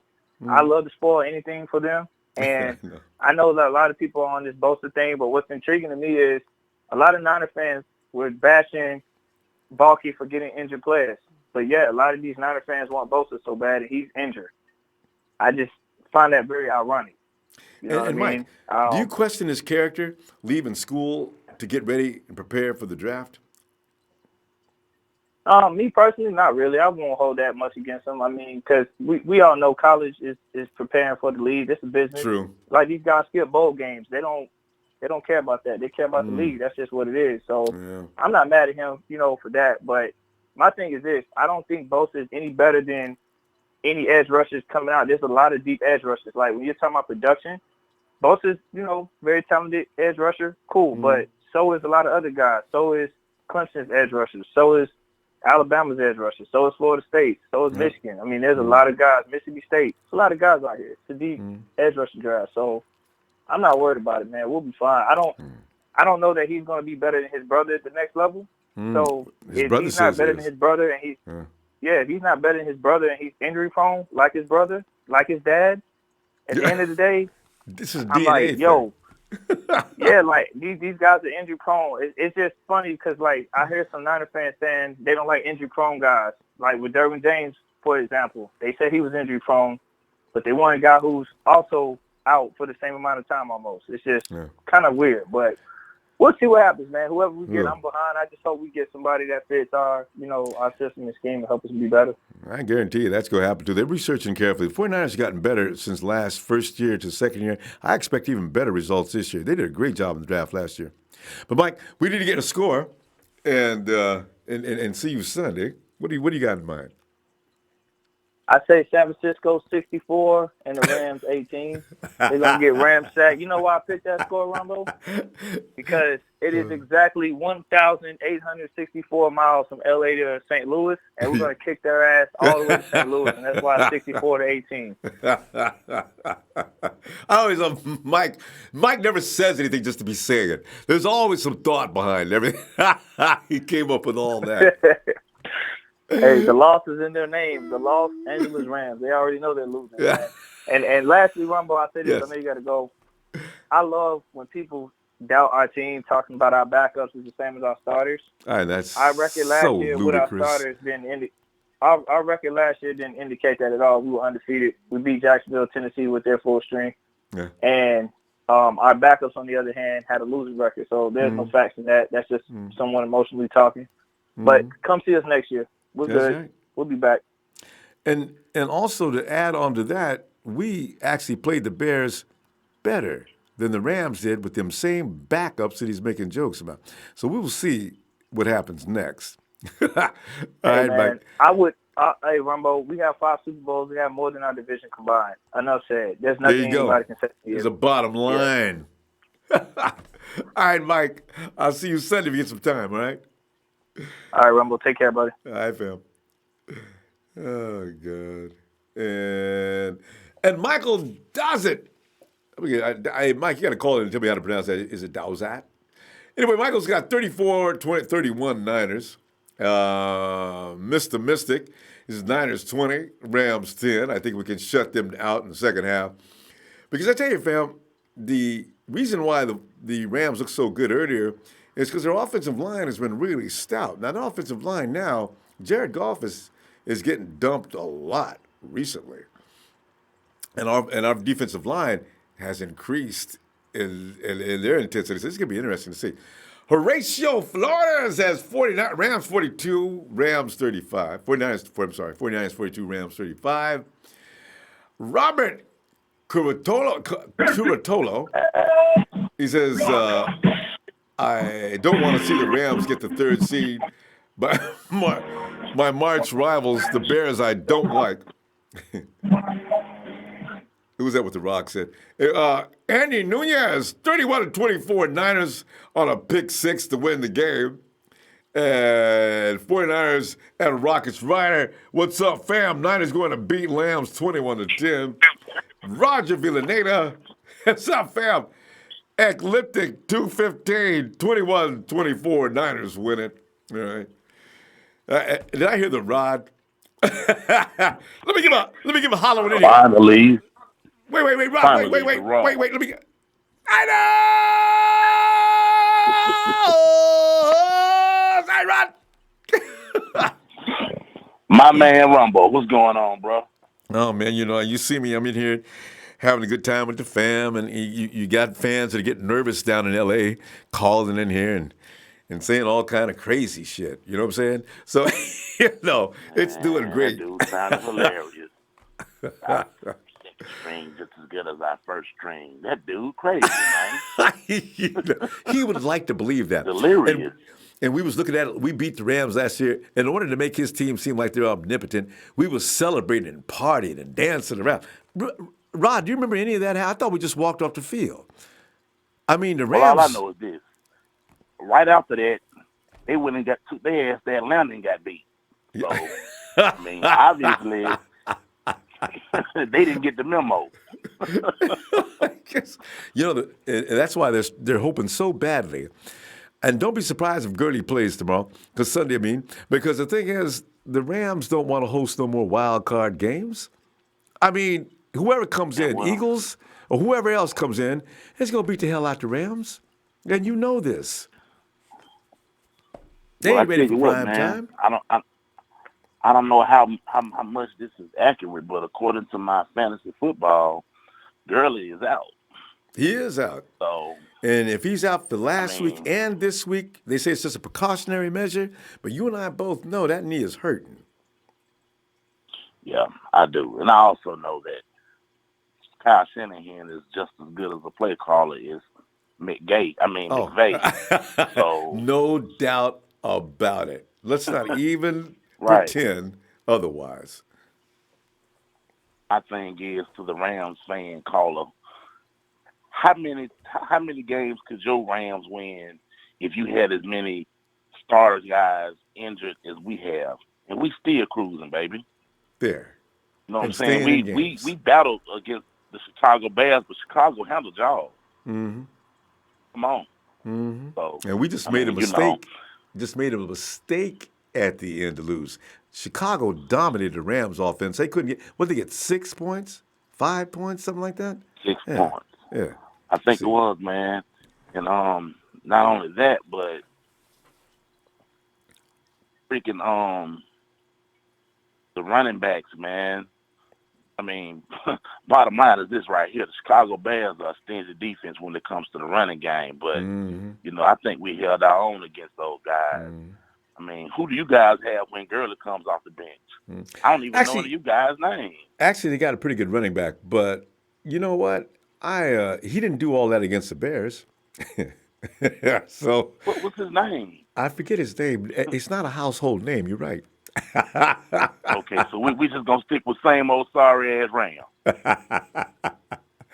His name. Oh, C.J. Anderson. Who they have? There was another guy before C.J. just got there last week. They had another guy I remember, too. Beforehand they had a guy that played with Auburn, but you remember he got in trouble. The De La Soul's son got Trey. What was his last name? He played with Auburn. I know. I'm trying to. I forgot Trey's last name. I can't remember. The Rams bringing people in nobody ever heard of. Right. And they usually leave still not knowing, nobody knows who they are or who they were. So Rudy comes in and tells us tonight about his linebacking crew is suspect. Nagamick and Sue just got paid. He ain't really, whatever you see Aaron Donald doing, he's out there doing on his own. Peters gets lit up every week. Talib is just now trying to get back in the form after 3 weeks, but that, it's just excuses. Yeah, I know. Furthermore, Cooper Kupp left. You guys got Wade Phillips, so I mean, that's not an excuse for me, bro. You talk about Marcus Peterson is he talk about the scheme that he running. He's not a man-to-man guy. Well, y'all were the stupid motherfuckers to sign. You bought him. No.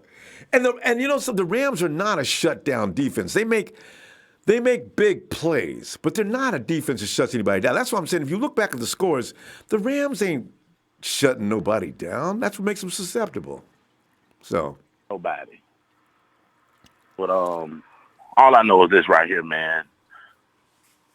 I think that without Matt Breida, it's going to be a little bit more difficult to scheme. But the fact that we're playing against this sorry-ass defense, I'm going to have to say 9-16, Rams 13, because offensively, I don't think y'all crowd will even keep y'all in the game. They don't have a crowd. Those are Hollywood. Those are extras. Them people brought out there got paid. Yeah. Absolutely. And I like our guys. He talks about what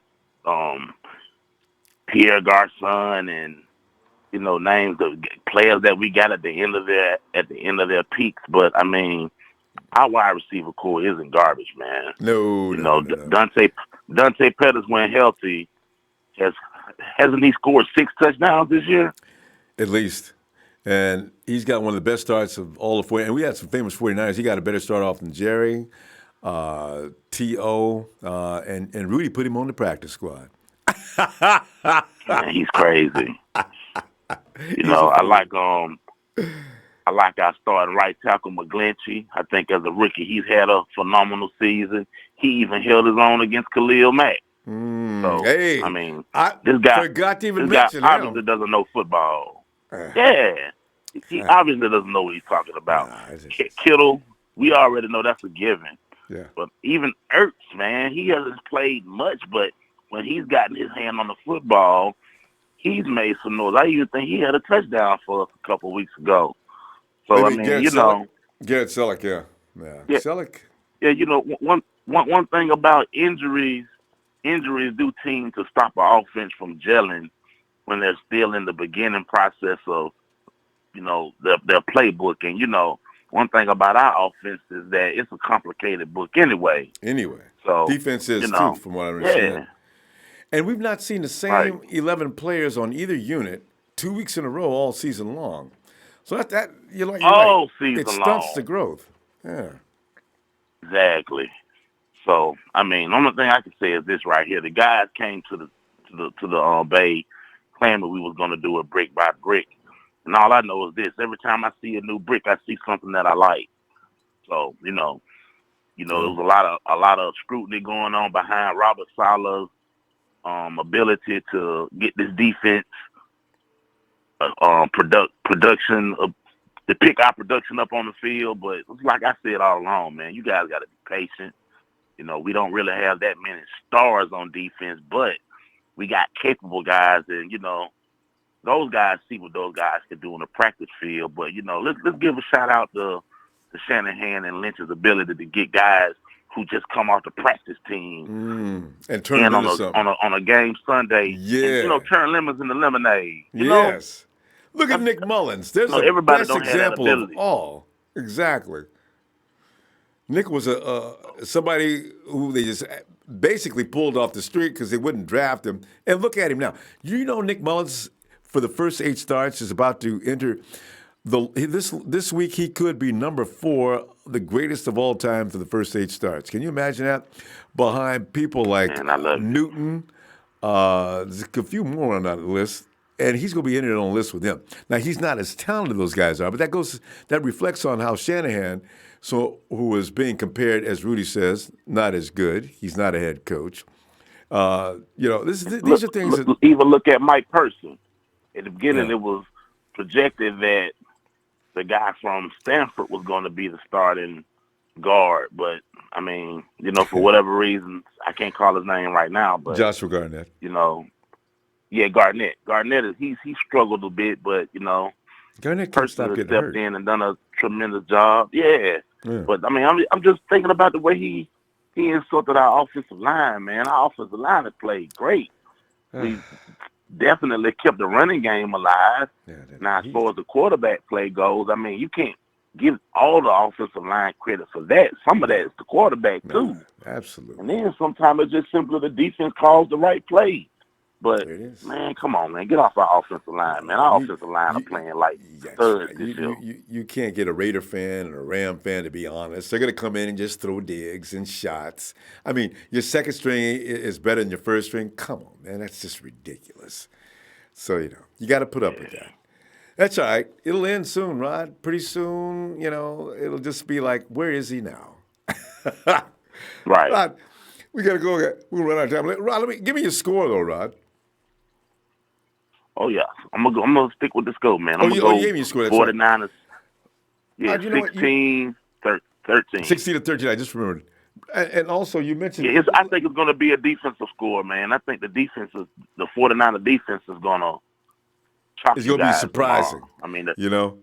Yeah, because the Rams are on the edge, man. They trying to get that number 2 seed locked down. And the nerves are going to be shot. I expect for them to try to come bring that A game. But, They have to. You know, one thing everybody knows, you cannot fool with the 49ers right now. Ain't nobody going out just starting no second string right now. If you do, you get your ass whooped, and everybody knows that. So the Rams are not going to fool around. They really wish they could play Gurley, but they're going to gamble like usual and go ahead and see if they can get away with it. See? Because C.J. Anderson, he does do a good job, I must say. But they got, they got a guy named John Kelly. And I think Justin Davis was a guy that was doing a pretty good job actually before from SC.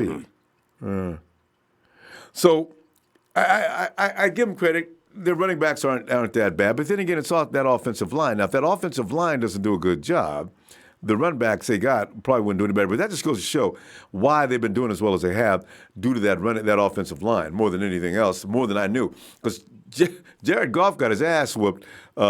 Even playing against the Cardinals, they was laying him out. You get a team with a little better offensive execution, they lose against the Cardinals. And Rudy, you know it. Well, I tell you what, Ronbo, the name of that running back that I couldn't think of was Trey Marshall. But he's no longer there because he got caught, I think, some illegal activity, and they got rid of him. But the backup running back is a guy by the name of Malcolm Brown. Oh, I remember him. And then the third string running back is Justin Davis. Both names I've never even heard of before.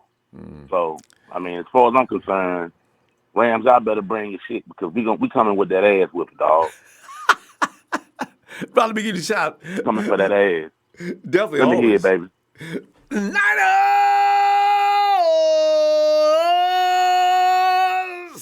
for the ride. Hey, you gonna do a post game show? Oh yeah, boy! I'll tell you what. After that game, it's gonna be fun. And even if the Rams win, it's gonna be an escape win. So there you go. And if they can only escape against this 49 team, they can expect some serious ass whoopings next year. I know that's right. Start spreading the news. Hold it down, Ronbo. We'll catch you, man. Right. Talk to you later. And we morph on over to we go over to Hulkamania. The Hulkamaniac in there. Hulk! What's up, Ronbo? Oh, Hulk, I'm sitting here feeling bad and embarrassed because we've got sympathy from the Rams fan who says that our second stringers are pretty much better than our first stringers. And we should feel fortunate that we have a second string as good as they are because our first string is worth nothing except for a few select players.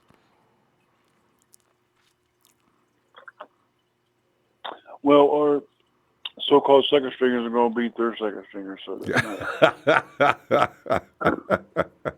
Ronbo, I have a scenario. Go ahead. Okay, just like I think it was Will was saying, all the free agents that we could get, Dante Fowler, D Ford. Yeah. I mean, so what I would do, I would get, at least two each, and Anthony Barr, linebacker. Anthony Barr and Fred Warner together. Yeah. And the draft, the 49ers select N'Keal Harry, wide receiver, Arizona State. Didn't somebody else mention that guy a few minutes ago? I read that. Yeah. Something. Yeah. I think Big Show's been talking about him too, but. Oh. Yeah. Yeah, that's the dude that the man beast. The guy's built like a house, right? Yeah, he's like 6'4", 215. Oh, yeah, that's the guy. Yeah. And he's doing like one-handed catches and tipping it to himself. And like every catch, he gets both feet in. It's not this 1 foot bull crap that college. No, he gets like both feet in. Like Antonio Brown catches. All right. The size is intriguing. And if but we have to get good defensive ends, though, Yeah. Even Clowney. I mean, they might get Clowney. I mean, he's kind of older. So is Brandon Graham. He's like 28. But Clowney's only 25. You know what? This is why I know the Texans aren't going to let him go. They might let an older player go, but if you let Clowney go, you really blew it. And you put him in this system, wow. And I forget the stats of Witherspoon, but I see some stats, and I wish I could have written it down, but he hadn't allowed a big game before he got hurt. That's what I said. I sent it to you. It was like he only allowed like 8 passes in the last like 6 games. Witherspoon was getting it. He was getting it. That's why I defend him now. I said, wait a minute, before you don't. Witherspoon had started looking good the last 2 or 3 weeks, maybe more. Keller was starting to understand his job. His technique was improving, and he was getting his hands on balls and coming. There was some pass breakups. So I said, you know what? Wait a minute on Witherspoon. So Tavares Moore is probably going to push him, but I don't know if he's going to take him out. So I like Moore too. See, bring in Earl Thomas and make Sherman a strong safety or free safety, whichever Thomas. And he wants to play that anyway. I mean, he's already told people. Make him a strong safety, and you could have Tavares Moore and Witherspoon. You know what? Maybe Sherman could play over the top, the free safety. I think he wants to play that anyway. Sherman would be good at reading plays because of his intelligence, though. As he could play either in the box or. But Sherman's gotten pretty big, though. He's not as thin as he used to be. He might be able to handle playing in the box. I like to put tough guys in there, though, because that's a very dangerous position. So Marcel Harris, to me, Marcel Harris is that's a mean man. I like him in that Florida, box. SEC. Yeah, Whoa! And trust me, I'm a Vols fan, so I know about Marcel Harris a lot. Yeah. Woo! Marcel's all over the field. He enjoys that contact, too. You can tell he does not shy. And look at Tavares Moore. Same thing. Tavares Moore launches when he hits. He missed a few tackles doing that, but you can tell he really is a safety they're trying to reconvert into a cornerback. If he'd have hit a couple of those dudes he was trying to hit and he missed, he'd have damn near killed them. Those are some pretty shots that he missed. I said, holy shit. I said, I just remembered he's a safety, isn't he? They're trying to turn him into a corner. He's got to look up before he makes those shots. It's like the booth guy says, if he'd look up and wrap up, he'd never miss because he's quick. There's potential on this team. And if Anthony Barr, Ronbo, I think Anthony Barr and Warner would be good together. Mm-hmm. Yeah, he's a linebacker? Because Anthony Barr for the Vikings. Oh. He can cover. He's a good cover linebacker. Paul Barr's he's the same tall as he's the same height as Fred, isn't he? Yeah, I think he's like 6'3", 6'4", something like that. I like Elijah Lee though. His athleticism, he's kind of sharp out there in his speed. Although I'd like to see him get some competition to see just how good he is. But Elijah Lee is getting it done. He's not a huge playmaker, but he's efficient. You can trust him. He's not going to screw up on you. I like him. We'll see what they bring in, though, to see if they can push him. If Elijah can beat the guy out, okay. But if they bring somebody in better, I'm for that as well. As every position. Because look how well K'Wan Williams is playing all of a sudden. DJ Reed's got K'Wan Williams playing like an all-pro. I says, wait a minute. K'Wan Williams looks good now, and he looked good before, but he didn't look like this kind of good. My God, K'Wan, look at you. So let's see what happens next. Competition's a wonderful thing. I know he's playing like he was possessed. Wasn't he? Damn. He's playing all good and stuff. Great hits, knocking balls out of people's hands, making INTs. If it wasn't Fred negating that INT last year, we win that game last week, Hulk. If Fred doesn't get called for that whatever they called on him, that INT could have been key. Dang it. I still can't get over that. And if Mullins would have threw that ball in bounds, it would have been a pass interference. I know. Hulk, we got to get your score, though. And see you soon. It's going to be the same score as the Seahawks, 26-23, but it's not going in overtime. All right. You heard it from the Hulk. All right, Hulk. Look for your Sunday. See what happens with that game. Go Niners. All right, fam. You kill Harry. We're going to trade with the Giants so they can get Drew Lock. Wouldn't that be great? All right. And Damian Lee says Niners 15, Rams 15. I like the tie score, I really do. Jeff Tan says, he says 26-23, Rams. Jeff, didn't you give your score once already? I thought you did that once. You changed the scores, I guess. I know you're saying the Rams are going to win. I got you. Elias Lopez, I want some LA spasms. Oh, he said spams. Where is Yamin? Oh, man. And Joseph L. Baby, I would say two great backs, three good wide receivers, a great quarterback. Yeah. Hey, well, it's a big show. It's a big show on tonight. Come on in, show. You know, because I love to hear from the show. What is good with you, my brother? Show just sit back here and, as we have been doing, almost it's become a tradition here, and it's got to stop this year, contemplating what has to take place next was to stop this with these single-digit wins. Well, it's going to stop next. It's going to stop next year. I feel pretty confident about that too. What are the odds? I'm fairly confident as well. Yeah, that's just got to stop. But I meant to say when I predicted my score in your chat earlier, I meant to say 31-7 Rams. Oh, I should have known that was a typo. The Niners was a typo. I don't want our team to lose, but by all means, I don't want to affect our draft position either, because I feel that there's more value of trading down than staying at where we are. Yeah.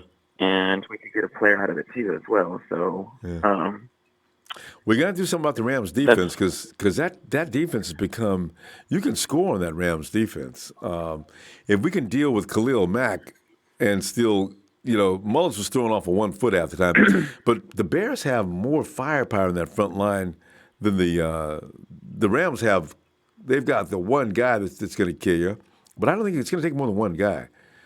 And if You're Joe talking Staley, about the offensive line, or Aaron Donald. The Rams. Aaron Donald is just a maniac. I mean, Aaron Donald throws around offensive guards like they're paper. It's just amazing to watch. I don't think if Joe Staley can hold down Khalil Mack pretty well, then I think he can do just fine with Aaron Donald. But you know what? Aaron comes from the inside. I don't know. We don't have anybody like. I'm sorry, McGlinchey. McGlinchey's on the edge too, though. Yeah, they're watching the edges. We don't have anybody inside. But they also got that guy from Jacksonville. The Rams? Show? Ronbo. Yeah, I can hear you. Go ahead. Okay, yeah. But it's not Fowler, but it's... Oh, Fowler. Fowler. You know what? Fowler's good, but I'm pretty sure McGlinchey and Staley can handle Fowler. He's not elite. Oh, yeah. He's good, he's solid, but he's not elite. I would like to see Joshua Garnett deal I want to see him more with too, Aaron. because he had given Nick Mullins plenty of time to throw downfield after where Nick was saying he was supposed to run those 4 yards. Yeah. I think that all that time was due to Joshua Garnett being in there. It's true. And also, Show, do you remember a few years ago when Ndamukong Suh was in Miami? And Joshua did a fair job against him even then. I didn't really take it seriously because Ndamukong Suh was disappearing in those games anyway. I forgot he was even on the team when we played Miami that year. He was just a no factor. But that was Garnett. But, Ronbo, the reason why I'm calling tonight is because we're talking about the draft. And Josh Allen has more sacks in 1 year than Nick Bosa does in 2 years that he's been with Ohio State. Ooh. Now that's kind of sad. Ooh. Now that's a serious stat. 2 years combined, he has more sacks in 1 year than Nick Bosa's 2 years combined that he was fully healthy. Hey, with Ohio State. Is Josh Allen SEC? I think Kentucky is I'm pretty sure Kentucky is SEC. That's South. And Ohio State, that conference is not. That's Big 12. That's Big 10. Yeah, that says something about Allen, doesn't it? There's some people in the chat that have a real problem with Allen, though. I've noticed. I don't understand why they would have a problem with Allen. He's got a really quick motor, and he's got great feet. And when I look at him, he reminds me a little bit of being. There's some things that he can work on. His technique he can work on, but he reminds me of Alden Smith. Yeah, I've heard that a few times. He's gotten 14 sacks in one season, and Alden Smith got us 19. So there's a little bit of a comparison, a legitimate comparison with Alden Smith and Josh Allen. And I would rather have Josh Allen. Yeah, that sounds appealing to me. And, Bosa next any year, day. working next to DeForest Buckner's probably going to take it up to another level. Again, DeForest Buckner, I don't think he's peaked yet. So working next to Buckner's going to be interesting. Plus, the 49ers, I think Matt Mayoko tweeted earlier today that they're already expressing their interest in Jalen Ferguson, the defensive end out of Louisiana Tech that you guys were talking about earlier. The guy, I got to remember to go look him up tonight. I can't wait. I've heard too much about him. Like, the guy's out of control. I got to see this. He's a freak. He is a freak. Yeah. And they've also expressed interest in Josh Allen. So that says right there that those two, Jalen Ferguson is projected to be in the second and third round. Mm-hmm. And obviously Josh Allen the first round. But if they express interest in those two before Nick Bosa, I don't even think Nick Bosa is on their board, yes, but I think they're more likely to trade down and get Josh Allen. Right. If you're hearing that, I haven't read that yet, but that means, yes, it's trade down. If we get top five, we're trading that down. That's going to happen because we need more picks. And we do. That's most likely what's going to happen. I don't think Nick Bosa is probably at the bottom of their board, to be honest with you. Yeah. So winning in this game is... there's no telling what his upper body strength is going to be like when he comes back into college or comes into the NFL. You know what I mean? So it might not even be the same like it was at the beginning of his college years, so. Hey, who is the quarterback that's going back to school next year? Is his name Hurley? That's Justin Herbert out of Oregon. Who's next? That was a projected number one quarterback out of this year's draft. That'd be Will Grier out of West Virginia, Drew Lock out of Missouri. How do they look to you? Are they worth the trade up? I mean, is anybody going to trade up to get those guys? I like Drew Lock. He's projected to be the next Patrick Mahomes. He's got Patrick Mahomes' arm out of Missouri. So I wouldn't be surprised if the Giants, who was it that said the Giants would, the Hulk, he said that the Giants will trade up and get Drew Lock, and I wouldn't be surprised about that. Yeah, because they're through with Manning. They really are. This year they're not fooling around. Yeah. It's either us and the Cardinals. You think the Cardinals would? I think the Cardinals or the Jaguars. The Jaguars are in the market for a quarterback too, but that's another team. That experiment, that's over. And they just gave him a raise last year. They paid him $18 million, and on the bench, they benched him. He's just pissing the entire city of Jacksonville off. So you're right. So you got Jacksonville's going to trade up. What about Buffalo? No, Buffalo's got. I think they're kind of happy with their quarterback, Josh Allen. Yeah, they're going to let him. They're going to let him develop. Okay, so you got New York, and you got Jacksonville, and of course the Raiders have 4. So, but they can pick wherever. No, the Raiders have enough for first round draft picks. Yeah. Yeah. They've got enough of that, so. All right. But I don't know if he's going to. Are they really going to give up on Derek? I think Bosa's going to fall. I think Bosa's going to fall, to be honest with you. I see him falling out of, I think, to 10th. Top 5. Or the 11th. Yeah. Yeah, you might as well take him. I mean, that injury is a huge concern. I mean, if the top 2 teams aren't even interested in him, then that's a little red flag right there, Yeah. That's the Arizona Cardinals and us. We're not interested in them, so. No, that's it. But you've already given us your score, and you got us losing to the fact that you want to keep that draft position. Rams. Yeah, it's not only getting beat, but just getting the hell beat out of us. Okay. Anyway, I hate to say that, but. No, you don't. And it was N'Keal Harry. It was N'Keal Harry you guys were talking about from Arizona State. He was a biology major. I know, that's what I love about him. This guy is he's brilliant. Smart as hell and right. He's intelligent, and he's like built like a horse. Told you, yeah. He can be better than Odell Beckham Jr., or he has potential to be better than Odell Beckham, so. And he's probably a good citizen, so we don't have to worry about hearing any phone calls or all of a sudden looking on your social media and saying he's downtown the precinct for beating up some woman. He's not smoking crack with a hooker or anything like that, so. All right, Joe. I'll tell you what, good stuff. Anyway, with Ronbo, Merry Christmas. Merry Christmas, Happy New Year. And I'm going to see you before New Year, though. Well, thanks, Joe. What was that? I'm gonna talk to you before New Year's, though, because that's coming up. Oh, definitely. We got a game Sunday, I just realized, so yeah. All right, shout out to everyone. Shout out to the Nighthawk fan club. You guys have a good night. All right, Joe. You too. So if we get that, I'm starting that wide receiver, man. It's just starting to appeal to me, And that kid, what's his name, Logan? I got to go get some footage on him tonight. I can't wait to see what they're talking. You guys are making me crazy talking about him. I got a feeling I always get these guys I got a crush on right away.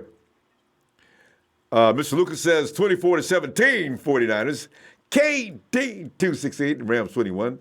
49ers number 2 pick in the draft. He didn't say the 49ers 2 instead of number 2 pick in the draft. All right. And let's go to Jock. We get Jock every now and then. We lose him. Jock could be sleepy. He works out sometimes. He sits there and waits and passes out. Jock, you there? Come on in, Jock. Come on in. Jeff Tan says Bosa's top 4. And let me see here what Jay Good saying. Marcel Harris is too slow to be a safety. We should try him out at linebacker. He's too light for linebacker, though. I like him in the box because, box safety, that's all that is a linebacker that's playing up closer to the line than the linebackers. I like Marcel. He's all over the field. He may not be fast, I don't know about too slow, but he reads well. Nighthawk!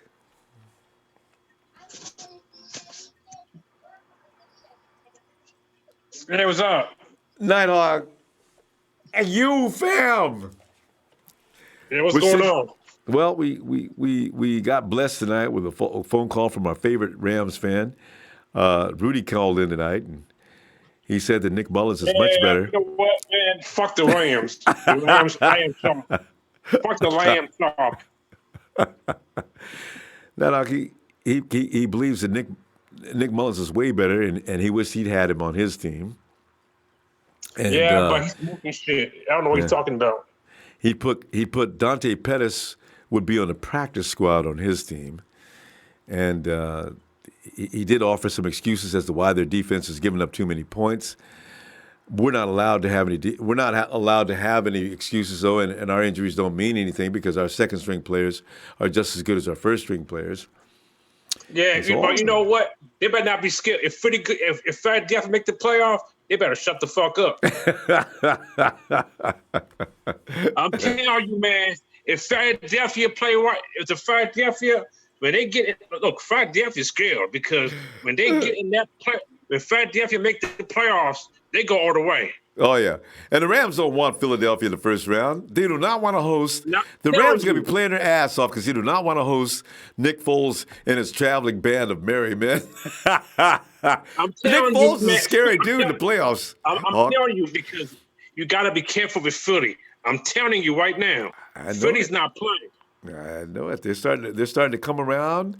Their defense is starting to get a little more tough. They're starting to come around, and Nick Foles has got that offense clicking. So yeah, Nick is the man. I'm telling you, Nick is the man. He's a strange man, Nighthawk. I don't know what's going on with Nick Foles. But Eagles might make the play because if Vikings lose, Eagles are in the playoffs. That's right.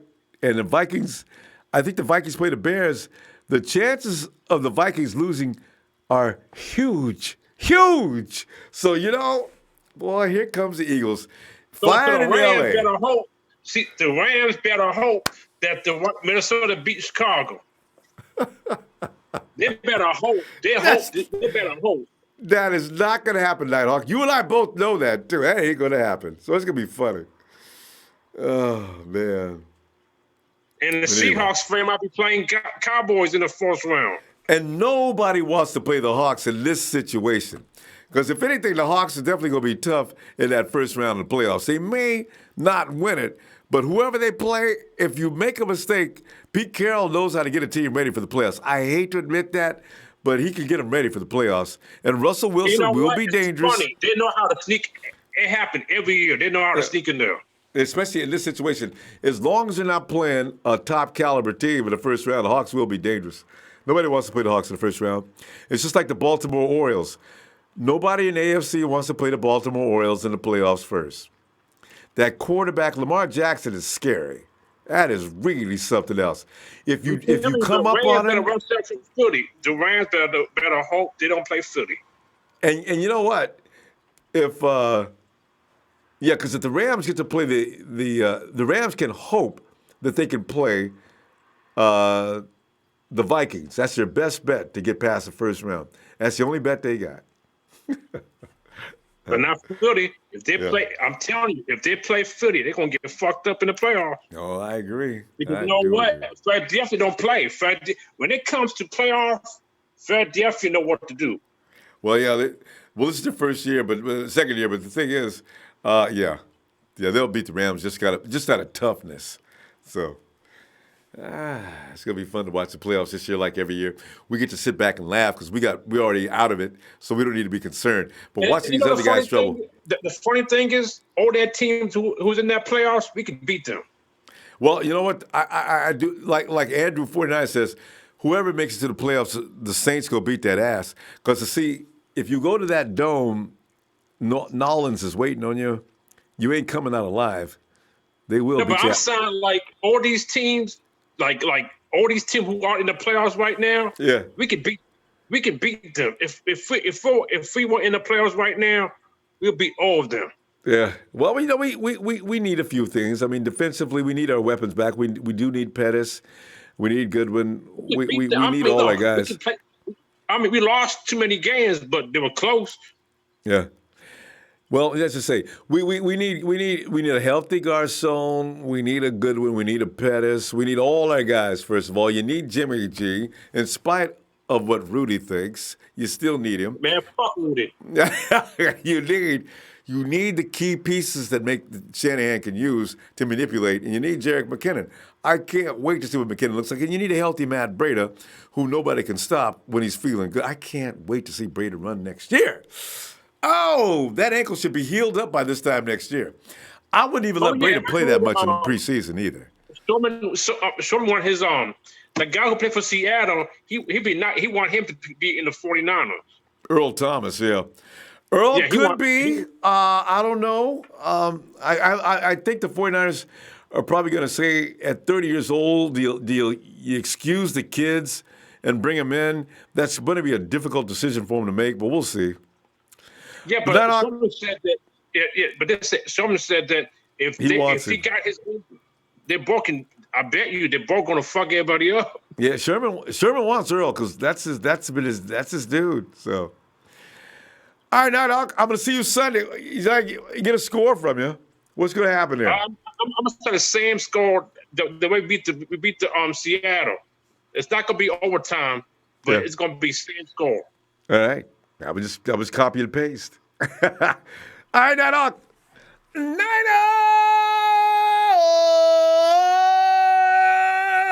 Fuck is out. And you know what? Fuck the Rams. They're going to get their land. Doc says it with such conviction. I like that. Night, Doc. Woo! Jock! Are you there, Jock? Jock. You know, Jock is neighbors with Frank Gore, and Frank may have been walking around down the street or something, and Jock may have ran outside and chatted him up. So we had to excuse Jock on that. All right. Yeah, and PB, so I thought he gave a score once. Okay. 28 Niners, Rams 3. Defense all day, Harris 2 picks. Ooh, wouldn't that be special? And Jeff Tan says, year of Nick Foles, Nick Mullins, Nick Jonas. Nick Jonas, Nick Jonas did get married recently. So there you go. Well, fam, I'm going to go ahead, because you know how I love to get them late evening snacks. I'm going to go ahead and, fam, please hit that like before you leave. Hit that like. There you go. Thank you. Fam, I can't wait till Sunday. This is going to be an exciting game, our last one, but it's going to be fun because we got two things going on. We got George Kittle, he's going to get that record, and how much over 100 yards he can get is the thing, because the Rams secondary, you can throw on that pretty well. I hope he gets a chance to match up against Peterson. Rudy's going to say, well, you know, my secondary's been banged up. We just got to lead back recently, and we're just starting to come back in together. But he didn't say anything about Peters. Because Peters is actually a guy you're going to work out. I'm going to put my big boy, put my new kid on him. We're going to go ahead and put some Dunbar on Peters and beat him up a little bit. and see what happens. I wish I had a shit-talking wide receiver so we can go out there and make Peters mad. That's when you take advantage of Marcus Peters. He gets mad and can't play no more. But actually, Peyton over New Orleans already knows that. He says things already. Peters is mad as hell. Sean already knows. This kid's, that's why he's not playing with Kansas City. Now I understand what the problem was. Fam, I'll see you Sunday. Can't wait. Oh, fam, it's the magic of hit that like, fam. Please don't forget to hit that like. Hit the like, fam. Hey, Ron, stop. I know I'm ready. Niners!